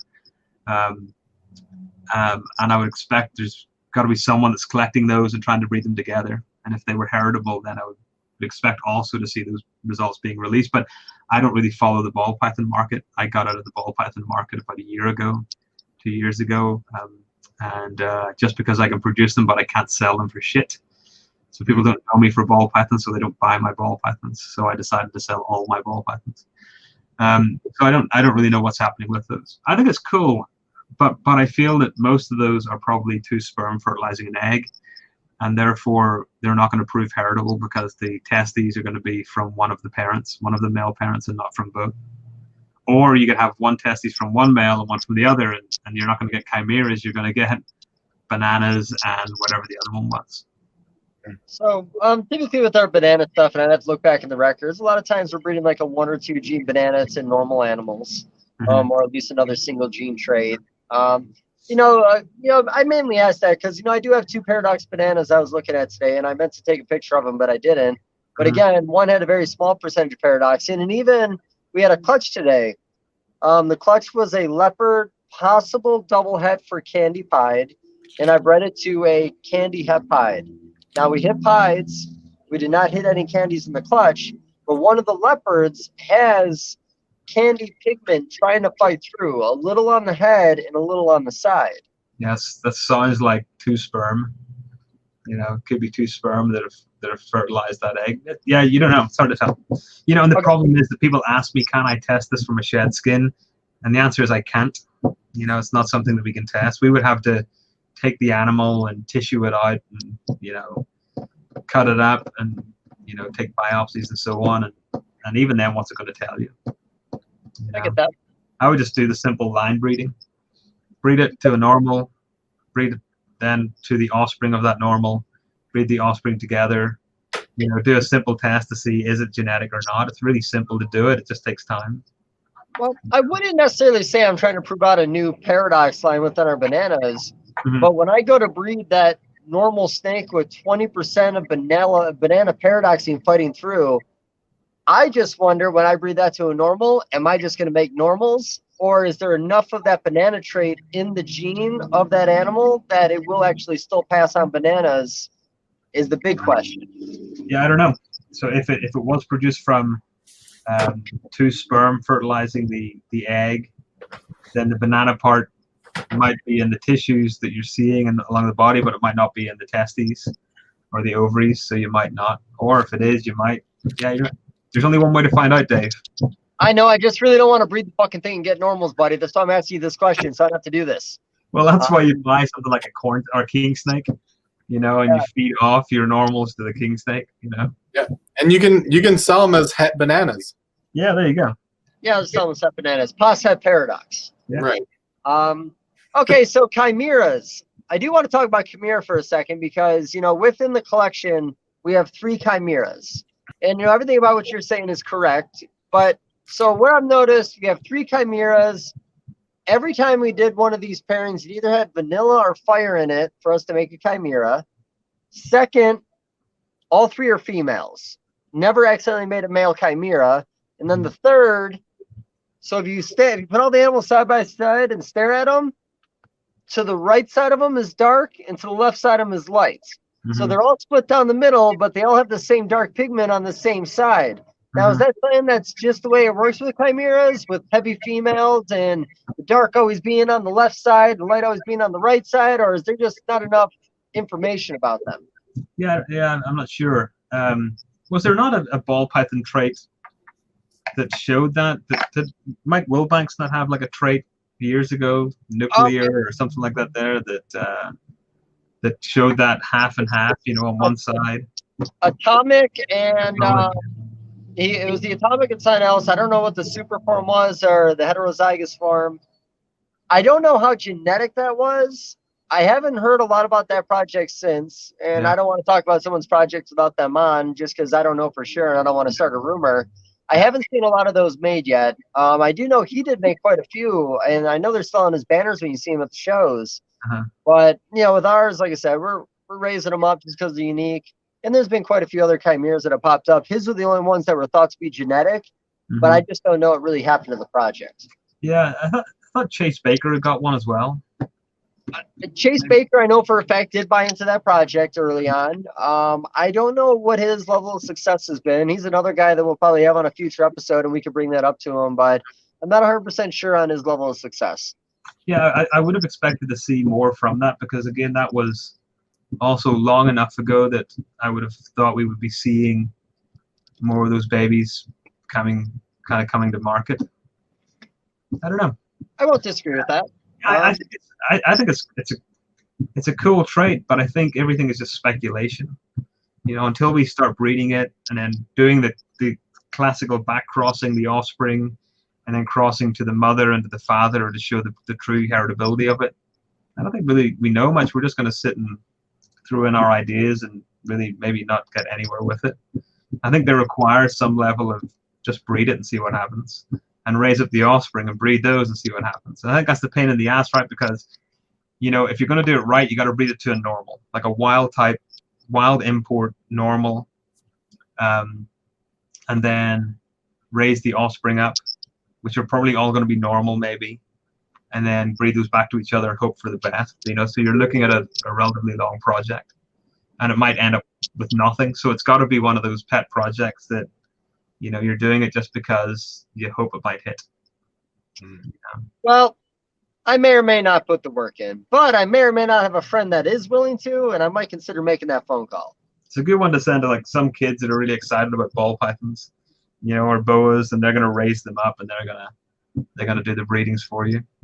You know, I've realized over the years that I can't do all the projects that I want to do, so I've started sending snakes to different people, saying, right, here's the snakes, they're yours, but whenever you produce offspring, some of them come back to me, you know, and I can see those projects come to some level of fruition. I'm sure. Yeah. Well, Ben, go ahead. You can start raising your hand, bud. If you got something to say, just put your hand up. Let's Hitler like. Hey, man. So I do have a, you know, a couple of questions. Of course, always you can count on me for that. So I like some of the fun stories that us reptile people talk about, or especially people that have been doing it for a while. Can you tell us a funny story of like a breeding mishap, or maybe a herping trip mishap, or something like that? I know I've heard a few of your shipping mishaps, but You could throw a Daytona Beach story in there if you want. You know. No. maybe I was thinking about that one a couple of days ago. I was like, yeah, what was that? Was that like 2012 maybe? 2010? Somewhere around there? If it's the one that I'm thinking of. I was, so I still am a board member of USARC, and I've been a board member of USARC for, since 2007 or 2008, something like that there. And I was at Daytona helping out at the table, selling T-shirts, and you know, I've known Dave for 14 or 15 years, and I saw you at the show, and you were with your girlfriend. Did she become your wife at that point? Yes, at one point. Right. And you were like, "Oh, come over, I'll introduce you to Warren." Or Warren, you gotta meet her. And she turned around. Did she say to me, or did she say it to you? She thought I would be, the way you spoke about me, she thought I was going to be taller, older, and less foreign. Was that it? Yeah, I think that's exactly what you said. But I get that a lot. You know, people think that because I'm a professor that I'm going to be some dusty old guy with a long beard that, that sits in my office. And yeah, I'm in my office right now, but I do get a lot of that. People, whenever they meet me, they're like, "Oh wow, you're a lot younger than I thought." I'm like, "Well, I'm 42." So I just started keeping reptiles when I was like 17 or something like that there, 16, 17.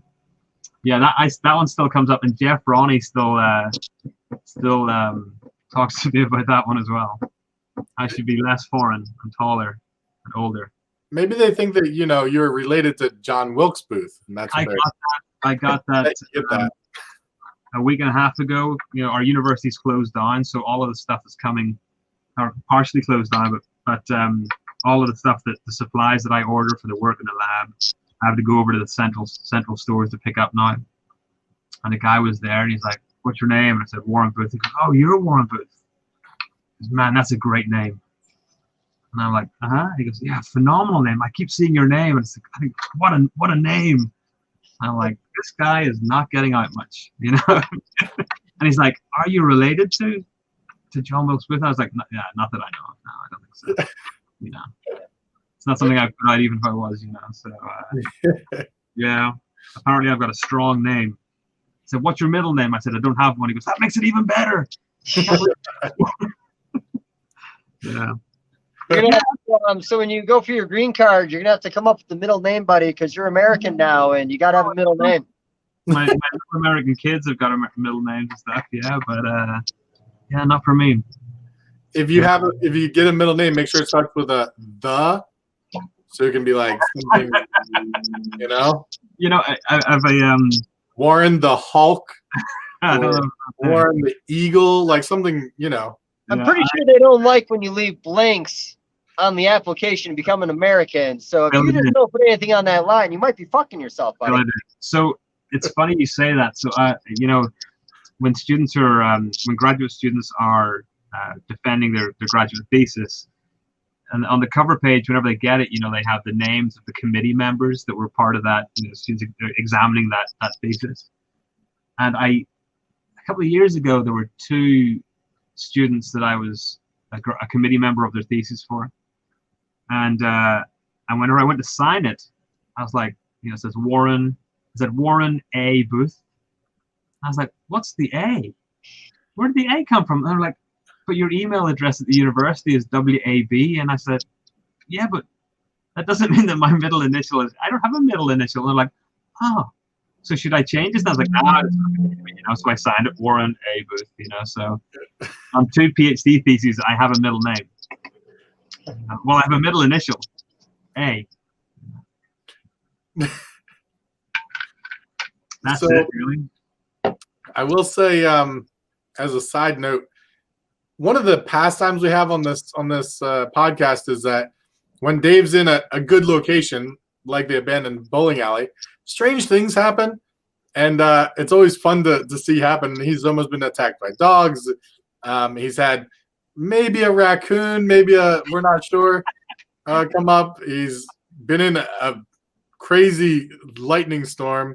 I did see that. Yeah, that's. He's had kids come ask to get in his car, Yeah. for candy, stuff like that. Oh, yeah. Well, no, I was wearing that wrestling mask. Rolling my mouth was exposed, and a bunch of little kids showed up. And I think I was wearing like a really skimpy tank top too. Yeah, it was great timing. Just what they teach you in school to be careful about, and they just came out here and they got it all. Like every red flag possible was on my body and in this parking lot. Yeah, like you're very tame tonight, I have to say. Well, here's the thing. I didn't really want to dumb down what you're saying, and we're past the 2-hour mark now, so I'm probably gonna start swearing a little bit more.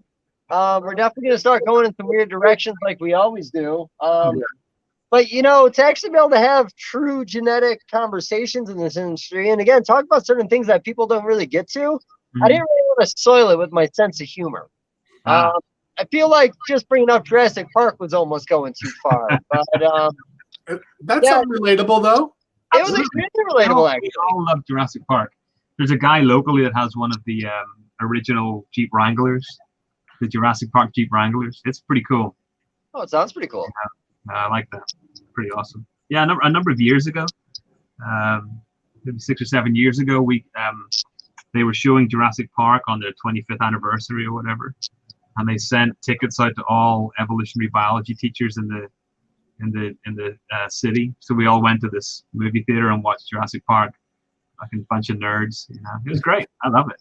So, that was a great time. I love it. That was awesome. Yeah. So, can we talk genetics a little bit more? Yeah, whatever you want.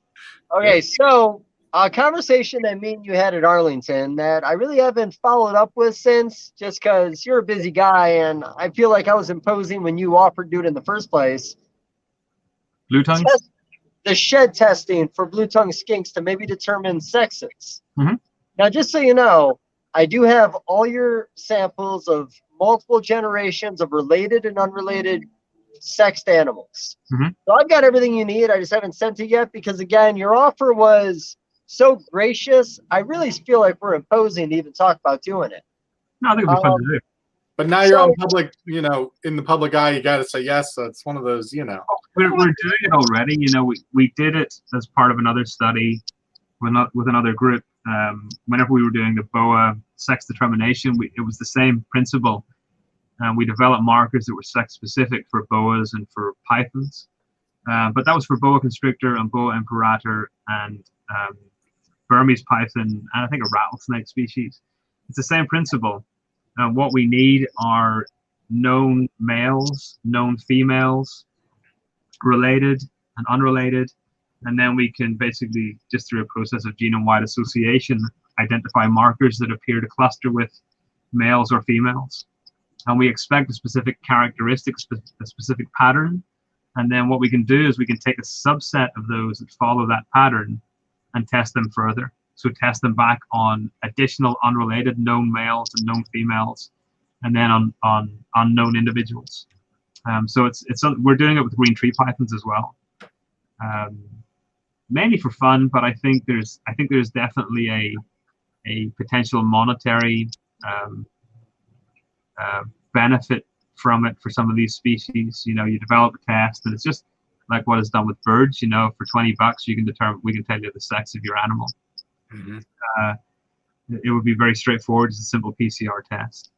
So it's just a matter of the samples. We once we get the samples, then we can start thinking about how to go along with it.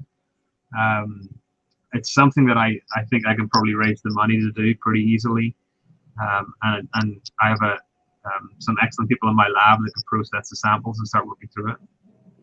I thought Brian Barczyk was meant to be doing it a number of years ago. He started that, but he ended up, it didn't pan out.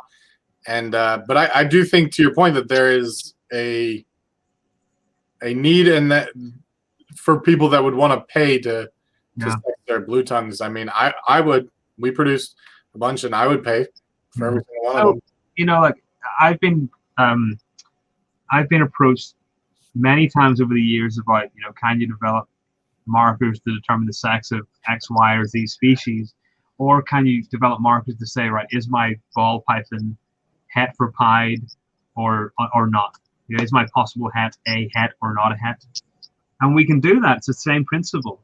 The problem is that most of these animals lose their value so rapidly, and the cost for developing that test is so high that it would be financially unrealistic to do it. It's certainly possible. You know, some people have this pipe dream that they're going to be able to map out all of the genes in ball pythons and then tell you whether your animal's heterozygous or not. I don't see that happening anytime soon. We've had snake genomes for a long time, and we haven't identified those kind of genes yet. But certainly with sexes, we can do that. It's relatively straightforward. It's based on the sample set that we get. All right. Well, I'll still get them out for you. I mean, I've had them for a while. I just, again, you know, I didn't really want to impose. I appreciate you bringing it up, but I'd love to have them, and you know, if we don't get to it immediately, we will get to it. You know, once the space opens up, then we'll get to it. So, you know, the next time we're at a show together or whatever, just bring me a bundle and give them to me, and we'll start working through it. You know, I think it'll be a lot of fun. I think for blue tongue skinks it would be kind of neat. You know, I think it would be neat for Gila monsters, and I think it would be neat for some Varanus lizards, some of the Varanids. And it's all very doable now. What we can do in terms of identifying markers for sexes is very it's pretty advanced now. You know, using just kind of genome-wide data. You know, really cool.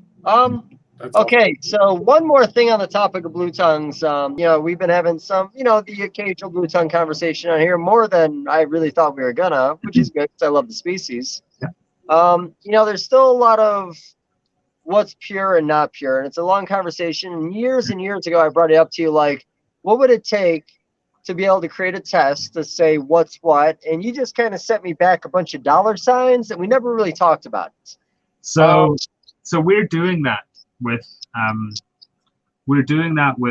scrub pythons, and we're doing it with carpet pythons right now. Not to develop a test, but to be able to really truly understand the genetic relationships among those groups. The big issue is it's not hard to get samples in captivity, right? So I can go to anybody and they'll say, here's my pure northern or southern or whatever. But you're taking it at face value that that's a pure Maruki or a pure Irian-Jaya or a pure Sarong or a pure Aru or Kai Island or whatever. And they might believe it is because they bought it from an importer who told them it's a Kai Island whatever.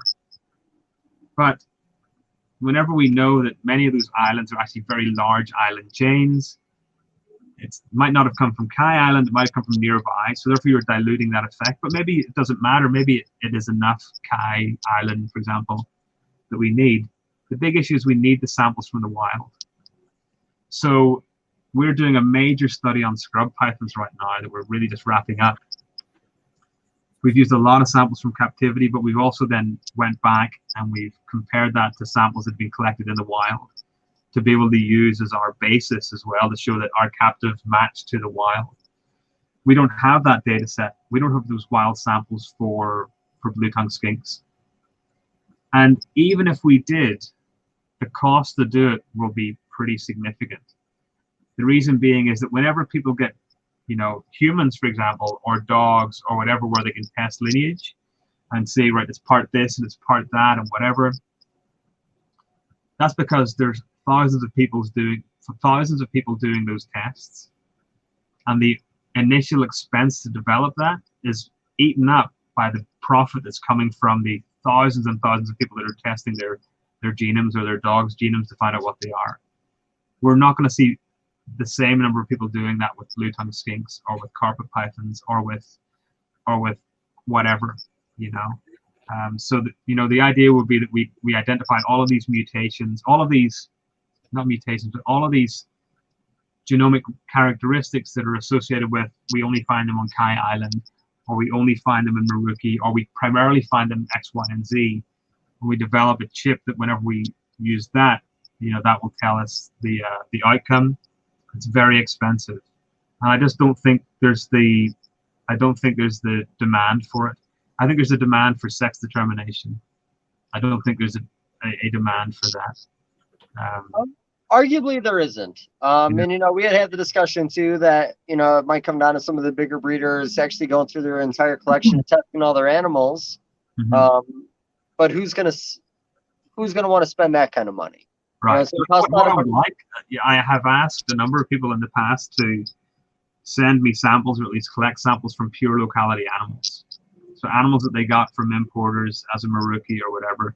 Save a piece of shed skin from it, write on it what it is, when it came in, and send it to me. And over time, we'll start screening them. I think what we'll find is we'll be able to say, right, it's going to depend on how people buy their blue tongues. Do they buy sibling pairs to breed, or do they buy unrelated or theoretically unrelated? That's all going to affect this kind of testing. Some of the testing could be very minimal, to say, right, the mitochondrial genome is saying that it's a Maruki, but the nuclear genome is saying it's Sarong, right? Or it's Irian-Jaya, or it's Aru. We could probably do that relatively easily. But saying that it's a fifth generation whatever, or it's 100% pure, I think that's going to be much more difficult. Yeah, I mean, I figured, because this is mainly based on Australians, mainly the Northerns, I think is one of the bigger arguments right now. So all those tests would have to start in Australia with actual wild-caught stock and kind of build it up from there. So just to put in perspective, if let's just say there's a bunch of people in the community that want to see this move forward and want to find a lab willing to do it, how much realistically do you think it would cost to start a thing like this? Around 60 to 80,000. Okay, it's probably never going to happen in this community. It sounds like. Unless you find someone that's willing to do it for no monetary gain, in terms of they're willing to do it themselves. So, for example, if it was my lab, I would have to hire someone to do the work, because I do all this other stuff in the lab as well. I couldn't just drop everything. So that person would have to be hired for a year on a salary that's going to be around. So it might be more than that. You're probably looking at, it's 80 to 100,000, to try and get that. And even then, it will always come back to, do we have enough samples from Australia? Do we have enough samples from Indonesia? Do we have enough samples from, West Papua and the islands? And there's always going to be that issue of sample size is not great enough. What happens if we looked at this region and where it comes close to that region? Because you're likely to see integrates happening, or hybrids, or whatever, So you got to remember that it's not just going to be, this species or that locality and this locality, or that species and this species. Where their ranges overlap, you're likely to see a hybrid zone or an integrate zone. And that integrate zone could be very long and very wide, or it could be very short. We just don't know until we actually delve into that kind of work. Understandable. So I think it's the same kind of idea as it would be cool to be able to identify all of the mutations in ball pythons, to be able to tell people you have a het and not a possible het. I think it's something that theoretically could be done, but it's not really feasible to do. I think people would be better putting their money into kind of developing sex determination tests and that kind of thing, where they can see a real outcome that can benefit them in the end. But I think what we can do is we can use wild samples to generate a phylogeny, to say, right, if we look at the samples across Australia and Indonesia, do the ones from certain parts all cluster together, right? Do the Aru Island animals cluster together? Do they cluster more close to Kai Island? And are they different from Sarong? And are they different from Maruki? And we can use that as a basis to say, right, this animal was sold to me as a Maruki. It could be a Maruki, but I don't know. Well, we could sequence that probably just for a handful of genes and say, yes, it clusters with Maruki, and nuclear and mitochondrial DNA. We can't say that it's 100% because we would have to do some really intensive work, but we could at least say with pretty good level of accuracy, it is there's not enough generations in captivity yet, I don't think, to be able to really dilute them. Maybe there are, I don't know. But we could probably test that. So in green tree pythons, they've been separated into 3 different species now. It's I should know this because Daniel is working on a project with me. It's either 2 species and then 2 subspecies. So it's Viridis and Azurius. I think it's 2 species and then 2 subspecies. But yeah, I think it's that. But this pattern is very common across West Papua, or the Papua and West Papua. If you look at that island, it's called, you get the bird's head and the bird's tail, because on the map it looks like a bird, right? There's an island chain, or a mountain range that runs down the center, where you find Bolene's pythons, and on the north you get, if you look at whatever species, whatever grouping you look at, whether it's lizards or snakes or birds or whatever, you tend to have what we thought is 1 species turns out to be 1 species in the north and 1 species in the south, and sometimes a different species in the west and sometimes a different species in the east. That island shows very, very strong characteristics of differentiation. And then things like Aru Island and Biak, so Aru and Kai, and then Biak always tend to be, they appear to be on evolutionary trajectories that would support them becoming their own species at some point in time. So the green tree python things we weren't shocked about. We always knew there was a north and a south. It just hadn't really been done formally. But the work that Daniel did helped divide that up pretty effectively. You know. Very cool. And I think when we were talking, I remember when we were talking to Vin, he had mentioned that it was a couple desert or like Sonoran desert boas, or and now those are divided up into a different species too. Well, we a number of years ago we divided. I was on that paper. We divided Boa Imperator into Boa Sigma and Boa Imperator. So the Sonoran boas are now all Boa Sigma, and then the Nicaraguan and stuff like that are all Boa Imperator. But you'll also find some of the sky islands in those regions are very likely to harbor their own species as well, or at least subspecies. Again, we just need the sample set. I've asked Vin a number of times for samples, and he always promises to get them to me, but I'm sure he's just busy.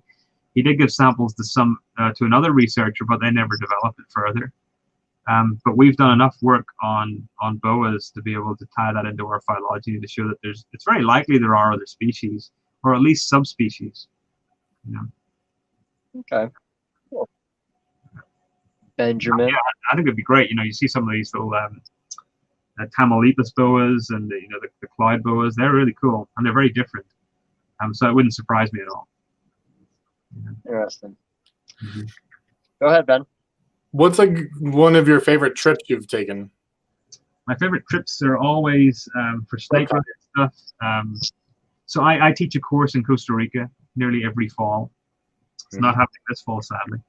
And we take students down to a region in northeastern Costa Rica, the Brulio Carrillo National Park, and to a park called the Selva Biological Station. And we go for about 10 to 14 days, depending on the year.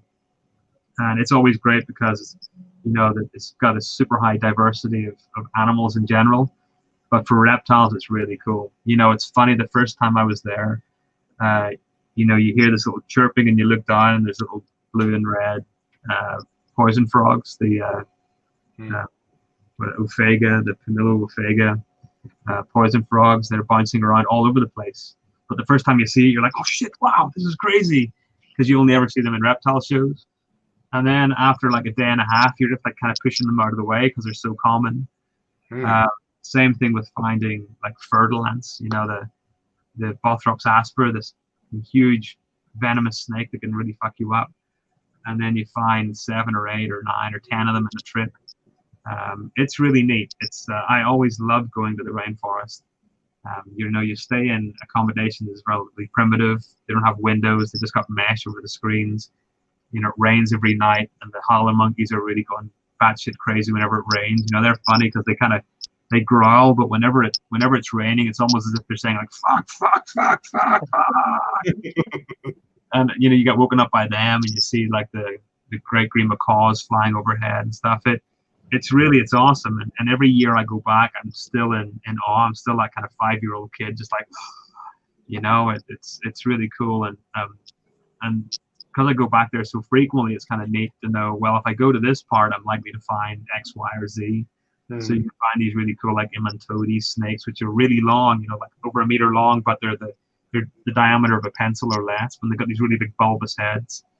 And I've watched them, like consuming, like I've seen red-eyed tree frogs spawning or copulating, and the eggs coming out, and snakes eating the eggs as the frogs are kind of spawning. It's really cool. So really, I've only ever done trips out to Costa Rica for that. I've gone out to Arizona to Portal and Rodeo, New Mexico, because a friend of mine, Bob Ashley, who does the NIRBC meetings, he and I have organized some snake meetings together as well, some academic meetings.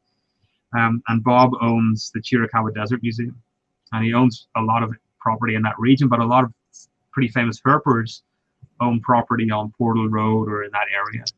So you can go out there and see really cool rattlesnakes, for example, a lot of the really neat rattlesnake species. And we've done that a number of times. And in fact, next spring, I'm going out to stay at Bob's place a number of times between January and May on an academic sabbatical.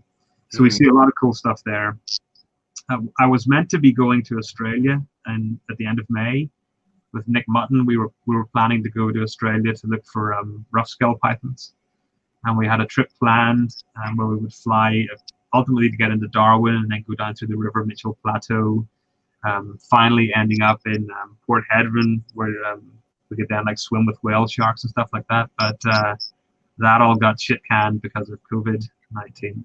Yeah. But I think we've talked about, maybe doing that again next year, the year after. I'd really love to do that. I think I've never been to Australia. I've been given numerous opportunities to go to work at Australia Zoo.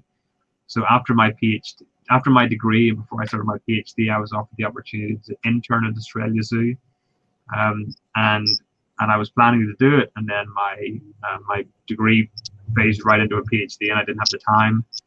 And when I contacted them, they said, "Well, come after your PhD," and I planned that. But then my job at NC State started essentially right after my PhD, so I never got to do that.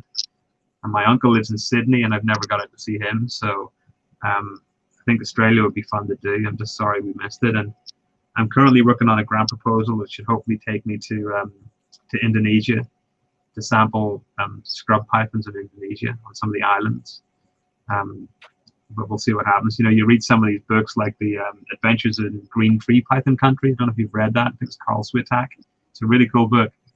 And then once you read that, you're like, well, I don't know if I want to go to Indonesia. I don't know if I want to go to West Papua. You talk to Ari and you're like, I don't know if that's me. I got 2 young kids and a wife, and I kind of like life, so yeah, I don't know. But I love getting out herping.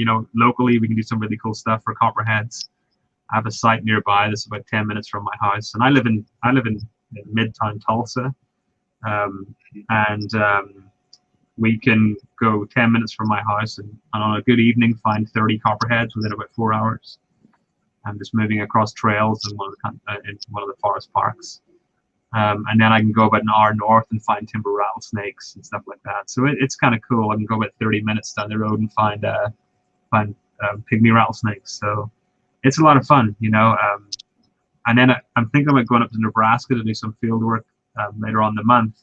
And anytime I go up there, we find western hognose snakes and prairie rattlesnakes and stuff like that. It's always fun to see them in the wild, and but what I really want to see are, one of my big things are Corallus tree boas, emeralds, Amazons, annulateds.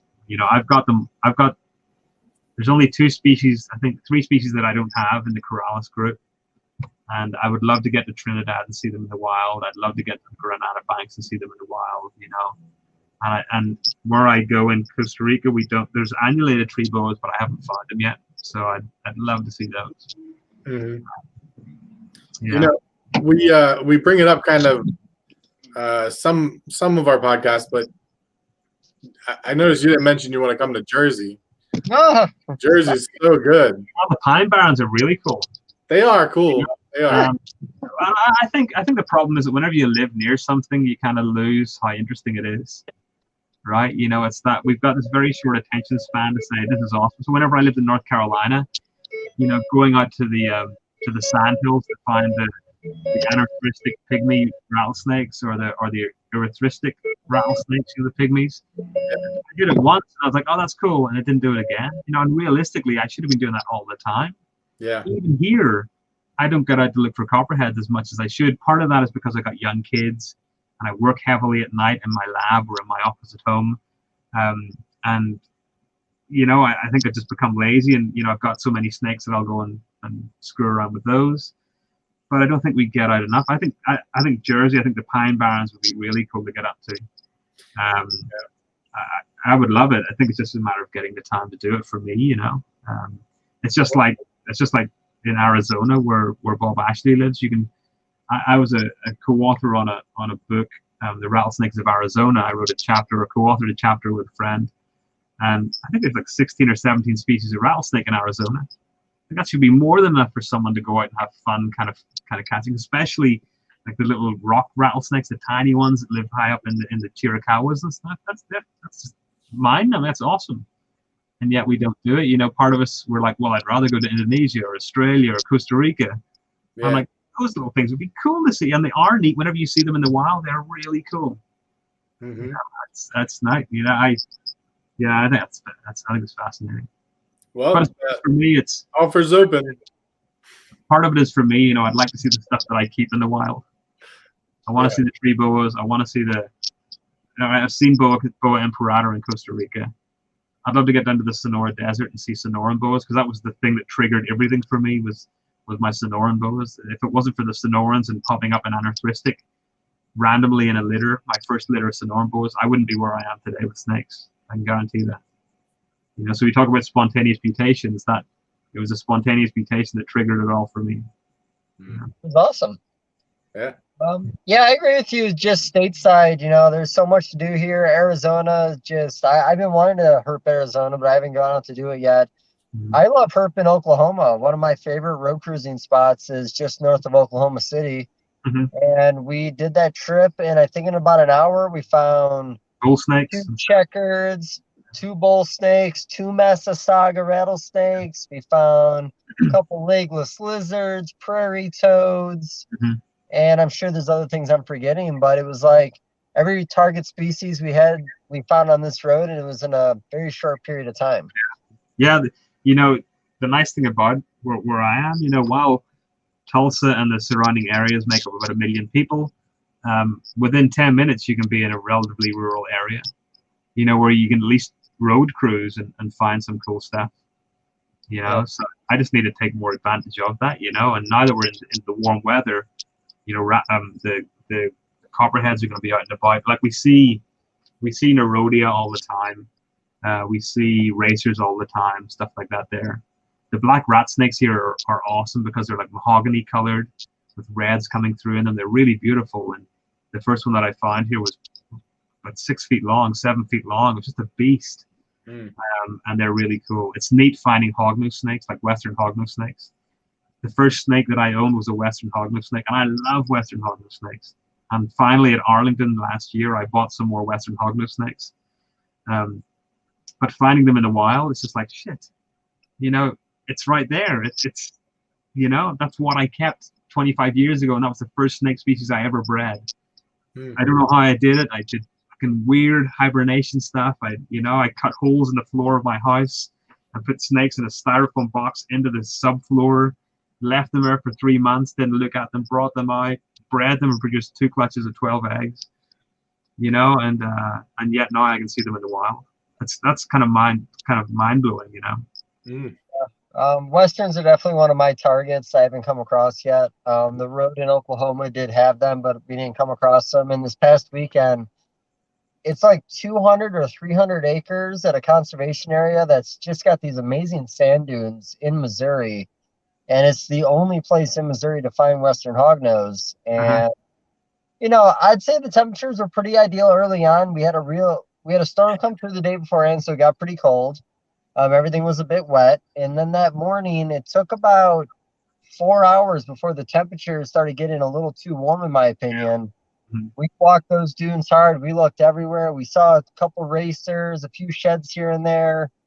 Never found a Western. But when you go to the area, like, it's just such a bizarre little area because, you know, I've been all across the state of Missouri herping, but it's just got these absolute perfect little sand dunes, like really cool looking. I took a few pictures while I was there, but yeah, I'll get a Western. I think in October I'm going to go back. I hear October, that's the best time to go. There's a lot moving. Babies are hatching. So it's awesome. Like when you see them, you know, just, you know, that facial structure, the skeletal structure of a Western hognose snake is just awesome.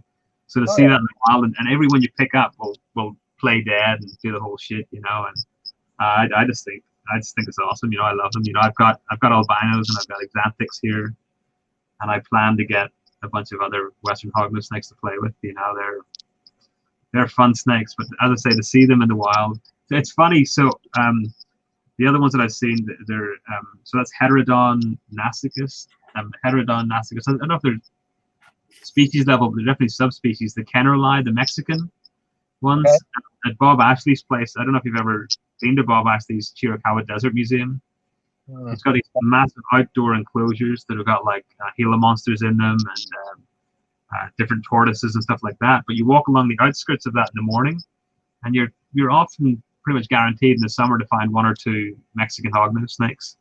You just pick them up and throw them into the enclosures, and they just go around and do their thing. So it's awesome. You know, you get pretty big ones, and they're neat to see. I still love hognose snakes. I've got a soft spot in my heart for those little guys. it's a very cool little species. You know, like I said, the whole facial structure, it's adorable. Man, you know, a lot of people talk about starter pets. You know, a lot of people are really. No, they're not a starter pet. You don't think so, man? Because I think they're way better than a corn snake, bud. I think people underestimate their venom. I No, don't underestimate it. I think people underestimate the venom. I think they can be great starter pets. They were my first pet snake, and I love them, and I don't regret getting them. But I see too many people like posting pictures and like, chomping down. They're like, oh, but they have to get their rear fangs right into you. I've seen pictures of some pretty nasty Western hognose snake bites on people. And just like bee stings on people or wasp stings, you know, some people can have really adverse reactions to the venom, and people need to be a little bit more careful. And the nice thing is that Westerns do a lot of bluffing before they will actually chomp down on you. You know, they'll do the whole hissing and flattening down and striking and stuff, but bouncing off you. Yeah, I still let my kids hold them. So Yeah. So I still think they make it pretty good. I understand the rear fang, and you know, I always express that to people that, you know, if you have any allergies, if you're allergic to these things, anything like that, it's probably not a good species for you. But you know, they got such a good feeding response once you get them going. They're pretty pint sized. They're not super fast moving, and like you said, they got so many little quirks about them that just makes them that much more interesting. That I think it's a little more favorable pet than a corn snake. That I agree. Yeah. Yeah, but you know, like you said, within reason, you know, it's not going to run out and tell someone to get a Gila monster anytime soon or anything like that. I'm tempted right now, but they still scare the shit out of me because what could happen? And I see all these free handling pictures, and that's fine, but I'm a little weary, man, because I feel like, you know, something's bound to go wrong eventually with everything. Yeah, we can't own Gila monsters in Tulsa County, I don't believe. I love them. I think Gilas are really great animals. But again, with kids, I promised my wife, so we've been together 25 years, and I told her that one of the things was I would never get a snake over 6 feet, and I would never get anything venomous. And I have snakes over 6 feet. But I said I stuck to the no venomous rule, because if I was allowed venomous, I would have some of the little tree vipers, you know, the wagglers, and I think they're beautiful. The eyelash vipers, like I see eyelash vipers all the time in Costa Rica, and every time I see them, I'm just like, oh, they're just immense. And they can fuck you up, so I'm not going to do that. And the fact I've got young kids, and I'm happily married, and I've got a nice life, I don't need that. I can see them in the wild and step back, you know. But there are species that I would love to keep that are venomous, but I don't see the point for me, you know. But Gilas would be high on that list. Yeah, pretty high on mine. I've been talking to a breeder out of Colorado for last year, so I'm still tempted to get some. I I haven't taken the initiative yet. And like you said, the eyelash vipers and all the arboreal viper stuff, I am in love with all that stuff. But I just don't want the responsibility. I just feel like there's so much else going on right now that I just wouldn't want to take that on. Yeah, I would agree with you. I don't want the responsibility. I don't want the, because again, while I mentioned earlier, why do people have to breed snakes? You're going to want to try and breed those. And then you're going to end up with all these little freaking worms that are really hot, and trying to, get something like that feeding. It's if they're not readily accepting, a frog or a lizard or a mouse, it's going to be a little bit more delicate to play around with, a little bit more dangerous. So I don't need that. I don't need that issue. I've got enough tree boas that will bite the hell out of you if given the chance. That I'll stick with those. Yeah, one part to you. I commend you for that. Trust me. Like I said, this hobby's addicting. There's a million things worth having. I always have a new species that I really want to start tackling or getting my hands on, usually based on, just going over to a breeder's house and seeing what they're working on and how far they've taken some. And suddenly you're like, well, shit, I want to work with them. Like you said with sand boas. Yeah. They don't take up a lot of space. They're low maintenance. They don't even eat that much. They breed really well. It's tempting, but my problem is, and has always been my problem, I wouldn't buy one, I wouldn't buy two. I'd probably buy like 20. That's typically what happens when I get into a new species. I think it's worthwhile, but yeah, depending on the species, I think it's sometimes worthwhile. It's like I've got some snakes here there's only 3 of us probably in America that own them, and there's probably none in Europe. Some of these Trinidad tree boas. And the reason we've got them is that we imported them under scientific permit from Trinidad for a study. And I've wanted these snakes for 25 years. It's one of the first things I saw that I wanted. They're big, they're ferocious, they're gold, they're just amazing. And I'm still amazed that I've got them in my group. And yet now I'm like, well, what next? What else would I like? I'd like St. Lucia boas, or I'd like, Nebulosa boas or whatever. I'm like, how can I get those? There's always the next thing afterwards. And so like with the sand boas, while I've been perusing morph market extensively, I've always made sure it's just like, all right, close that there. That was great. Love to see that, but I'm doing my best right now to actually move a lot of animals out. I've got about 150, and I want to dwindle that down to about 100, but 90 or 100, and focus on very specific projects, my Sonoran projects, because I want to, over the next couple of years, I want to get into the pied boa, because they're a Boa Sigma, but I only want it if it's pure Boa Sigma. And I want, because that would tie up, because I've got the pure anorthristics and all of the other stuff. And I've got my Costa Rican stuff, and I've got the projects all associated with that. So I don't need to have all this Nicaraguan stuff, and I really don't need the Onyx project, so I'll probably sell the Onyx project stuff. And I've got all my tree boas, so I need to just kind of, try and stay focused. Children's pythons and spotted pythons, the other one that I'm really into. My pygmy pythons I've been thinking about. It's all Timor pythons. That's what I've been thinking about. And I need to kind of slap myself over the head and kind of step away from the plate. So. Yeah, I get that. Sounds are fun. Yeah, absolutely. And diversity is kind of cool as well. I think having diversity in a collection keeps you excited. There's 2 ways to stay excited about what you keep. One is to have all this diversity in terms of color and pattern, and to be mixing things together like a crazy scientist and see what you get, or predicting what you get and then aiming for that. And the other is having a diversity of species that are all slightly different, and therefore they've all got their own little quirks and their own little kind of behaviors that make them kind of unique, and therefore that keeps you alive. So, I've got Darwin carpets, I've got caramel, Sumatran shorttails, I've got the hog nose, I've got Dunn's pythons coming. I've got all these different things to play with, and all the tree boas. So that gives me enough of a diversity to play with, but I don't have huge numbers of some of those. It's the Boa Sigma and the Boa Imperator that I've got decent numbers of. So I think it's a good thing to have, because I think what you find is that many people get into it and get immersed in one species, and then a very short period of time later, when things don't go their way, they just get out of it completely. But I think if they had a little bit more diversity, they might not, because they're more into it for the hobby then, and less into it for what they think they're going to get financially from it. You're probably right. Hey Benjamin, you got a little hand lotion on your finger that you rubbed on your little camera over there? You're looking a little cloudy, buddy. No, when I sat back down, it got fuzzy, and my camera doesn't autofocus correctly lately. It seems like I noticed it on the last podcast, so I was fuzzy. So I real quick put my hand up so it refocus to force it to refocus. So this is you're getting the actual. What I look like. I need to turn off my humidity system in these tree boas. You're fine.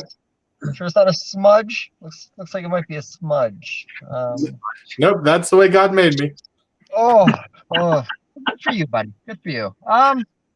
Well, shit, man. 2 hours, 45 minutes. I don't know what else to say to Warren other than babbling on. I feel like we're at the babble section. You want to throw anything else out there, Ben? Or have we peaked? I think, I feel like we could both sit here and just keep talking about stuff. I think that, it's been long enough. I think unless we have anything major that you wanted to bring up, either of you. Well, here's something that came up today. I didn't mean to interrupt you, but you did remind me. You were talking about USARK. Now, I heard that the government is about to go after retics and berms again hard and put them back on the list and make it to where you regulate it to your state. I heard that from 2 different people today. The one person was actually down in North Carolina and doesn't have the internet. And then the other person does have Facebook. And they're out of California. So something along the lines of the Democratic Party are going to work it back in. But I also heard it was something through like COVID grants or something like that, which made no sense to me whatsoever, which maybe I was being misinformed on. But I did hear today that they are about to go back over and the whole fight's going to have to start over again. I haven't heard anything. I haven't heard anything in relation to that, but it doesn't surprise me if it is true. I think that ownership of reptiles is always going to be under a high level of scrutiny, especially large animals or some that are perceived as being potentially dangerous. I think you're going to find where there'll be a win and they'll get taken off some kind of legislation and something will happen and they'll get put back on it, or there'll be the fight to put them back on it. I think this is going to be a never-ending battle of things getting put on and removed. And something like COVID, which is, a zoonotic disease, which has jumped from one species into humans, whenever they look at that, wild animals or import of wild animals is a very simple way of them. If we stop this here, then we'll help curb that kind of risk. Unfortunately, the diseases are jumping from different things. It's generally in the food markets that they're coming from, to my knowledge. But it certainly wouldn't surprise me. I think berms and retics and stuff, while they're off it in certain states and so on, I think there's always the risk of them being put back on again, or at least pushed for. And it might be the Democratic Party this time, but it could be the Republican Party next time. It could be whichever governor or whichever senator is getting a backhander from whatever, and is being pushed in that direction. It doesn't surprise me. And as a result, it's important that people that own those animals or plan to own them or own any animals like it really consider joining and contributing to some kind of group that will advocate for them, something like USARK. Because without it, having been on the board of directors for USARK for 13 or 14 years, I can tell you it's a very expensive organization to run, association to run.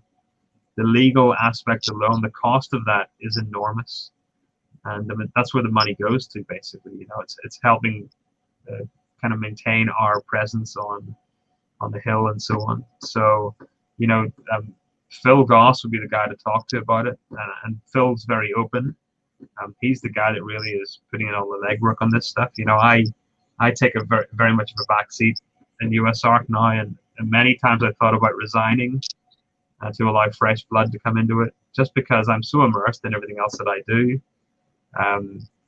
But Phil would be a great guy to talk to about that. But the problem is, if retics and berms go onto it, then that the next thing that they'll target is the next kind of species, the ball pythons and the blood pythons and so on. where boas and ball pythons and maybe blood pythons are saved is the financial contribution they make to the economy.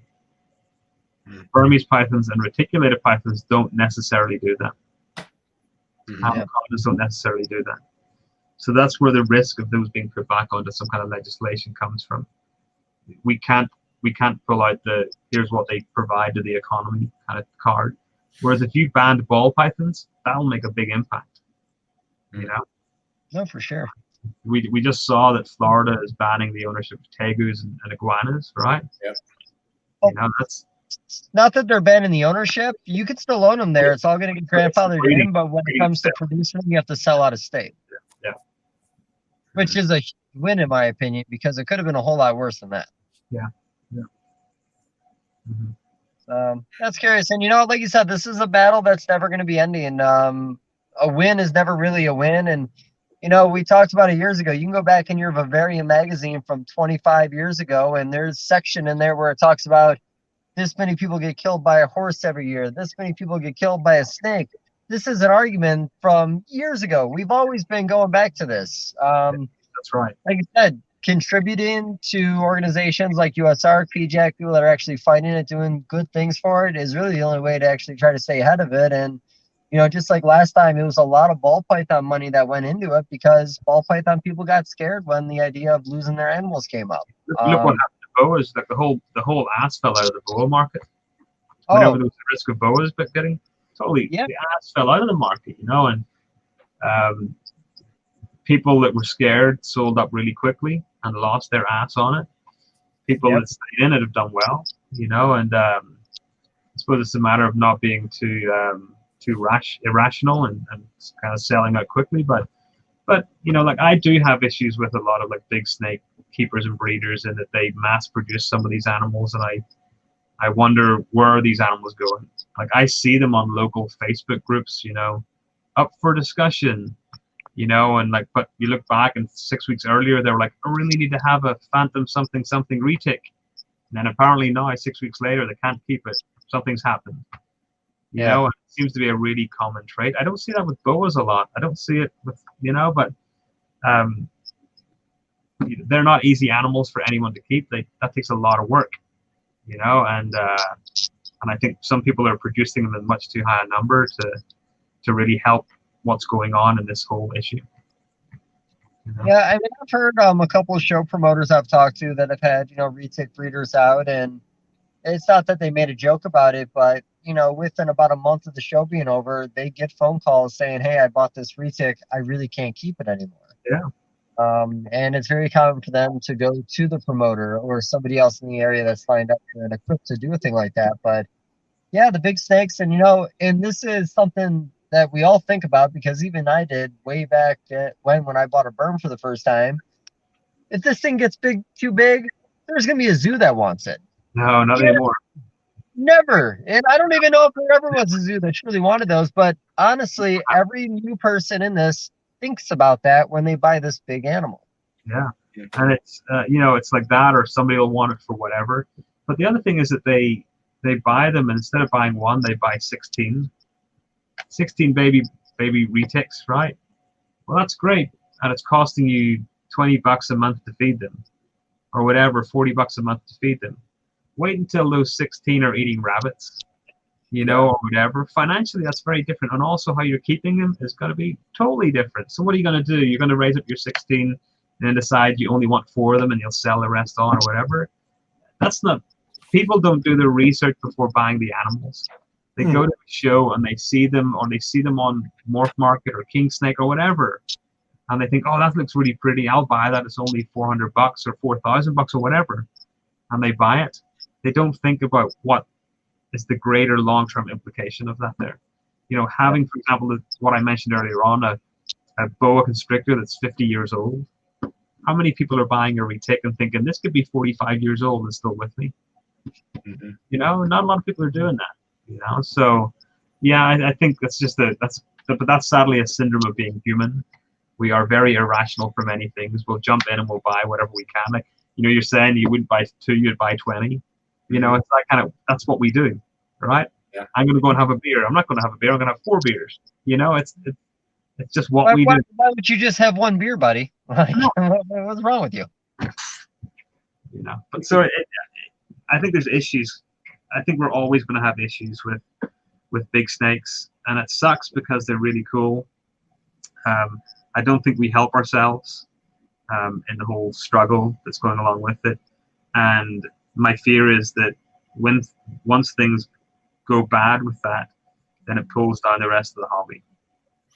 And we're going to see, you know, it'll be add the next, and it'll be easier to add a species to it than to start fresh with a new species. You know, it'll be easier. Oh, well, let's lump that in with, it's a python. Let's add this other python to it. Let's add, you know, that's not right, you know. So banning pythons, you know, why would you ban a pygmy python? You know, what's it going to do? Right. Like I said, it's terrifying, and you've been involved with USARK for a long time. And, you know, again, I think that's essentially where we met at some of the auctions in North Carolina. The after parties that came afterwards, of course. But, yeah, it's, you know, it felt like a big win. But, like, I remember even the early days when Andrew was talking to us, and he was like, okay, guys, so no matter what, we're losing the berms. He's like, well, berms are gone. We're done with berms. But we're trying to save everything else. And the berm people, they were all like, well, what the fuck's the point? Like, you know, why not fight for everything? And, you know, I think we've been fortunate. I think they've done great things, but shit, man, doing it all over again just sounds exhausting. And then as soon as it's over, we're gonna have to do it all over again. Like, I just don't know what the stop is or the end. Yeah, I think one of the bigger issues right now is state by state legislation. Yep. You know, so Arkansas bringing in a ban on X, Y, or Z, and then, you know, some other state following suit on a different group of things. I think that's where there's a real issue, you know, and once that starts happening, then it can be a snowball effect. Well, if these states did it, then we should do it, you know, and that then supports that larger kind of national ban on ownership of X, Y, or Z animal. So people really need to be aware of what's happening within their state, or even within their county sometimes, you know, and helping fight that, because it's easier to beat it at that level than it is at a national level, you know. Yeah, I don't know who we had on one of the past episodes. We talked about this, how, you know, it's the counties and the states that are like bringing this up. So it's not like a big picture thing. It's not you know, it's not everyone's affected, but they're kind of going in and they're winning these little fights from state to state, and, you know, inevitably fight there, and eventually you're taking a lot of bites. Yeah. So it's kind of scary, but like I said, I don't know how factual it is. I did hear from a couple people that I'd like to think aren't just blowing smoke. And the fact that I heard it from 2 people in one day, I thought was very peculiar. So yeah, we might be about to start the fight all over. Yeah, I haven't heard.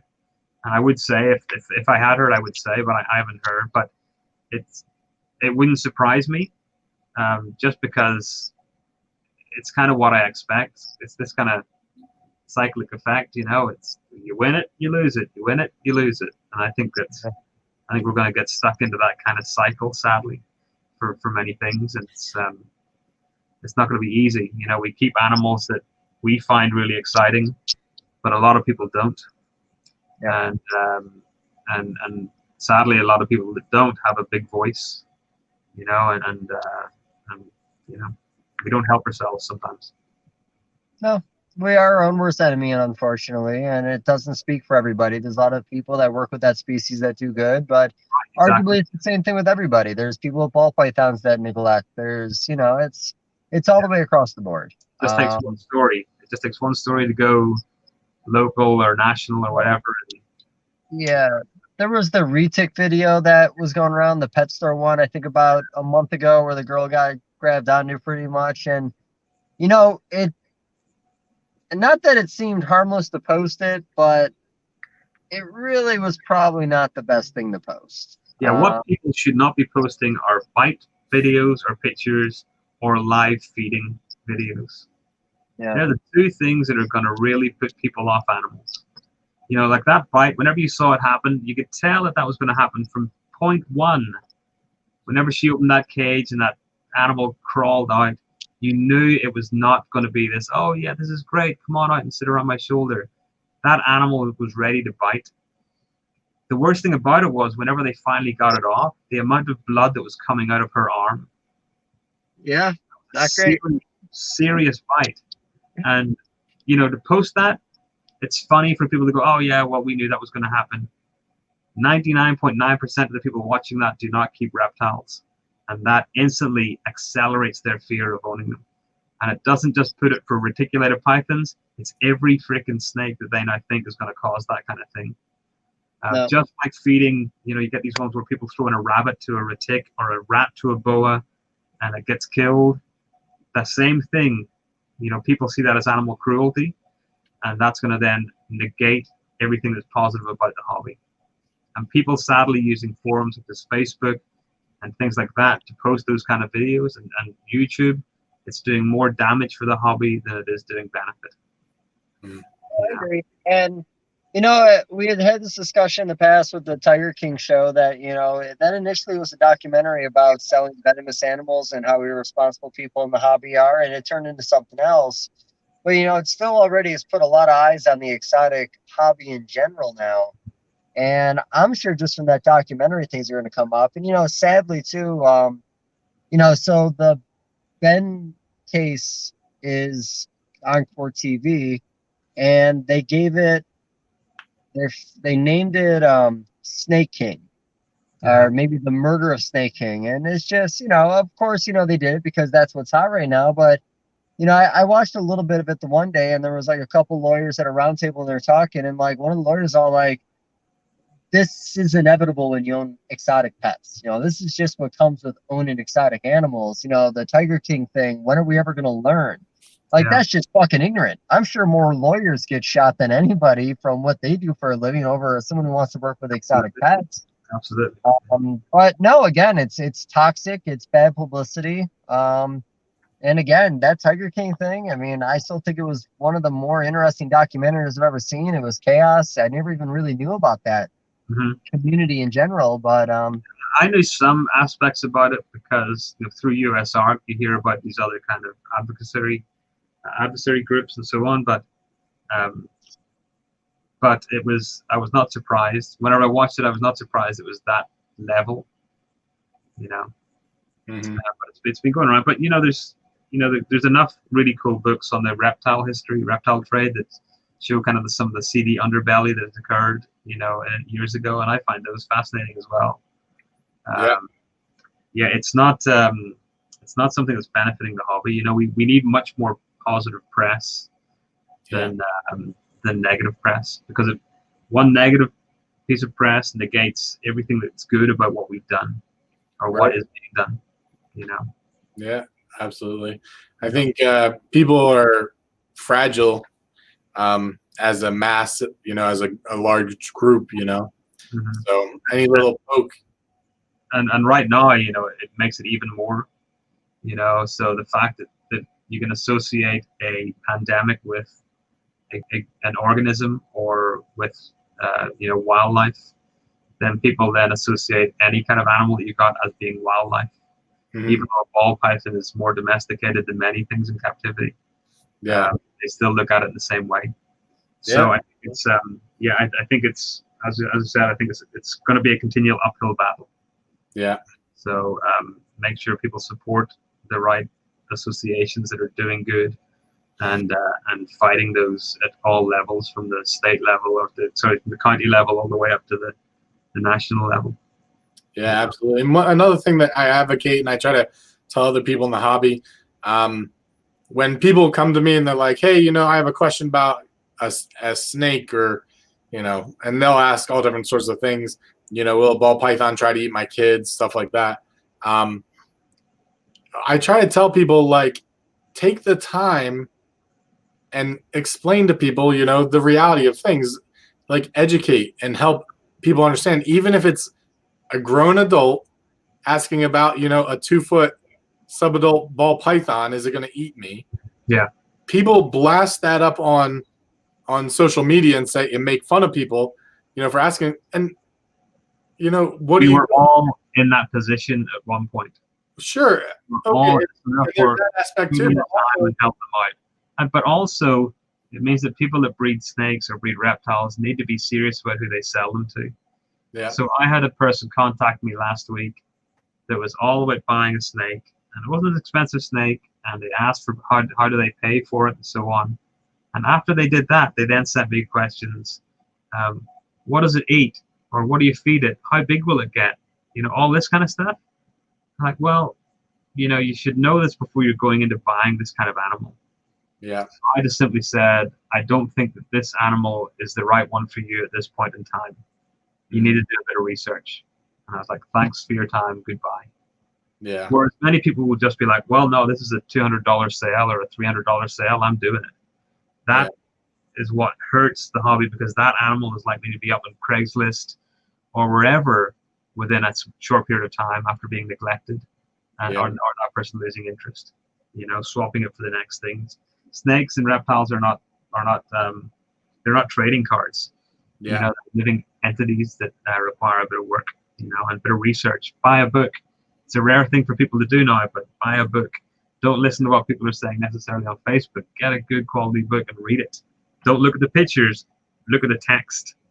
You know, like it's funny. You hear Vin Russo say that. You know, I've talked to him so many times, and he's like, you'll have people go up to him at a show and say, "Oh, I've read your book 4 times or 5 times," and then they'll ask him a question, and he's like, "Well, if you read the book 5 times, you'll realize that was answered in chapter 5.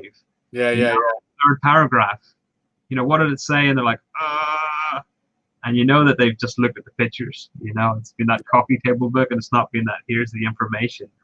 You know, that quality kind of book. You know, it's it requires a little bit of research. People want to spend the money on the animal. They don't want to spend it on the enclosure to keep it in. They don't want to spend it on a good book to read about it before they get it. Right.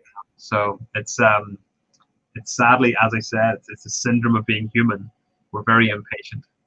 You know. Absolutely. Yeah. So Dave every once in a while, or most podcasts, hops off because his phone dies. So one of the regular things that kind of happens, I guess we just hit the 3-hour mark. Okay. So I think it's a good spot to wrap it up. And yeah, it's been I fun. really appreciate you coming on. Yeah, no, I've really enjoyed it. So I've said this before. One of the great things about being Irish is that you can talk to anybody about anything for as long as you want. So add in a topic that you really enjoy, and I could talk all night. So it's been a blast. I've really enjoyed it. You know. So yeah, it's great and great information. Definitely, we're honored to have you on. So thanks a lot. It's been great. All right. So anybody that's watching, you know, make sure you like and subscribe to this and to us, and see all the other podcasts and listen to them that we have going on. And check out Warren Booth. I can post your links to your website, and you know, make sure you guys support US Ark. And yeah, it's great. So thank you very much. Thanks a lot. Have a great night. Thank you. You as well. Take care. Bye.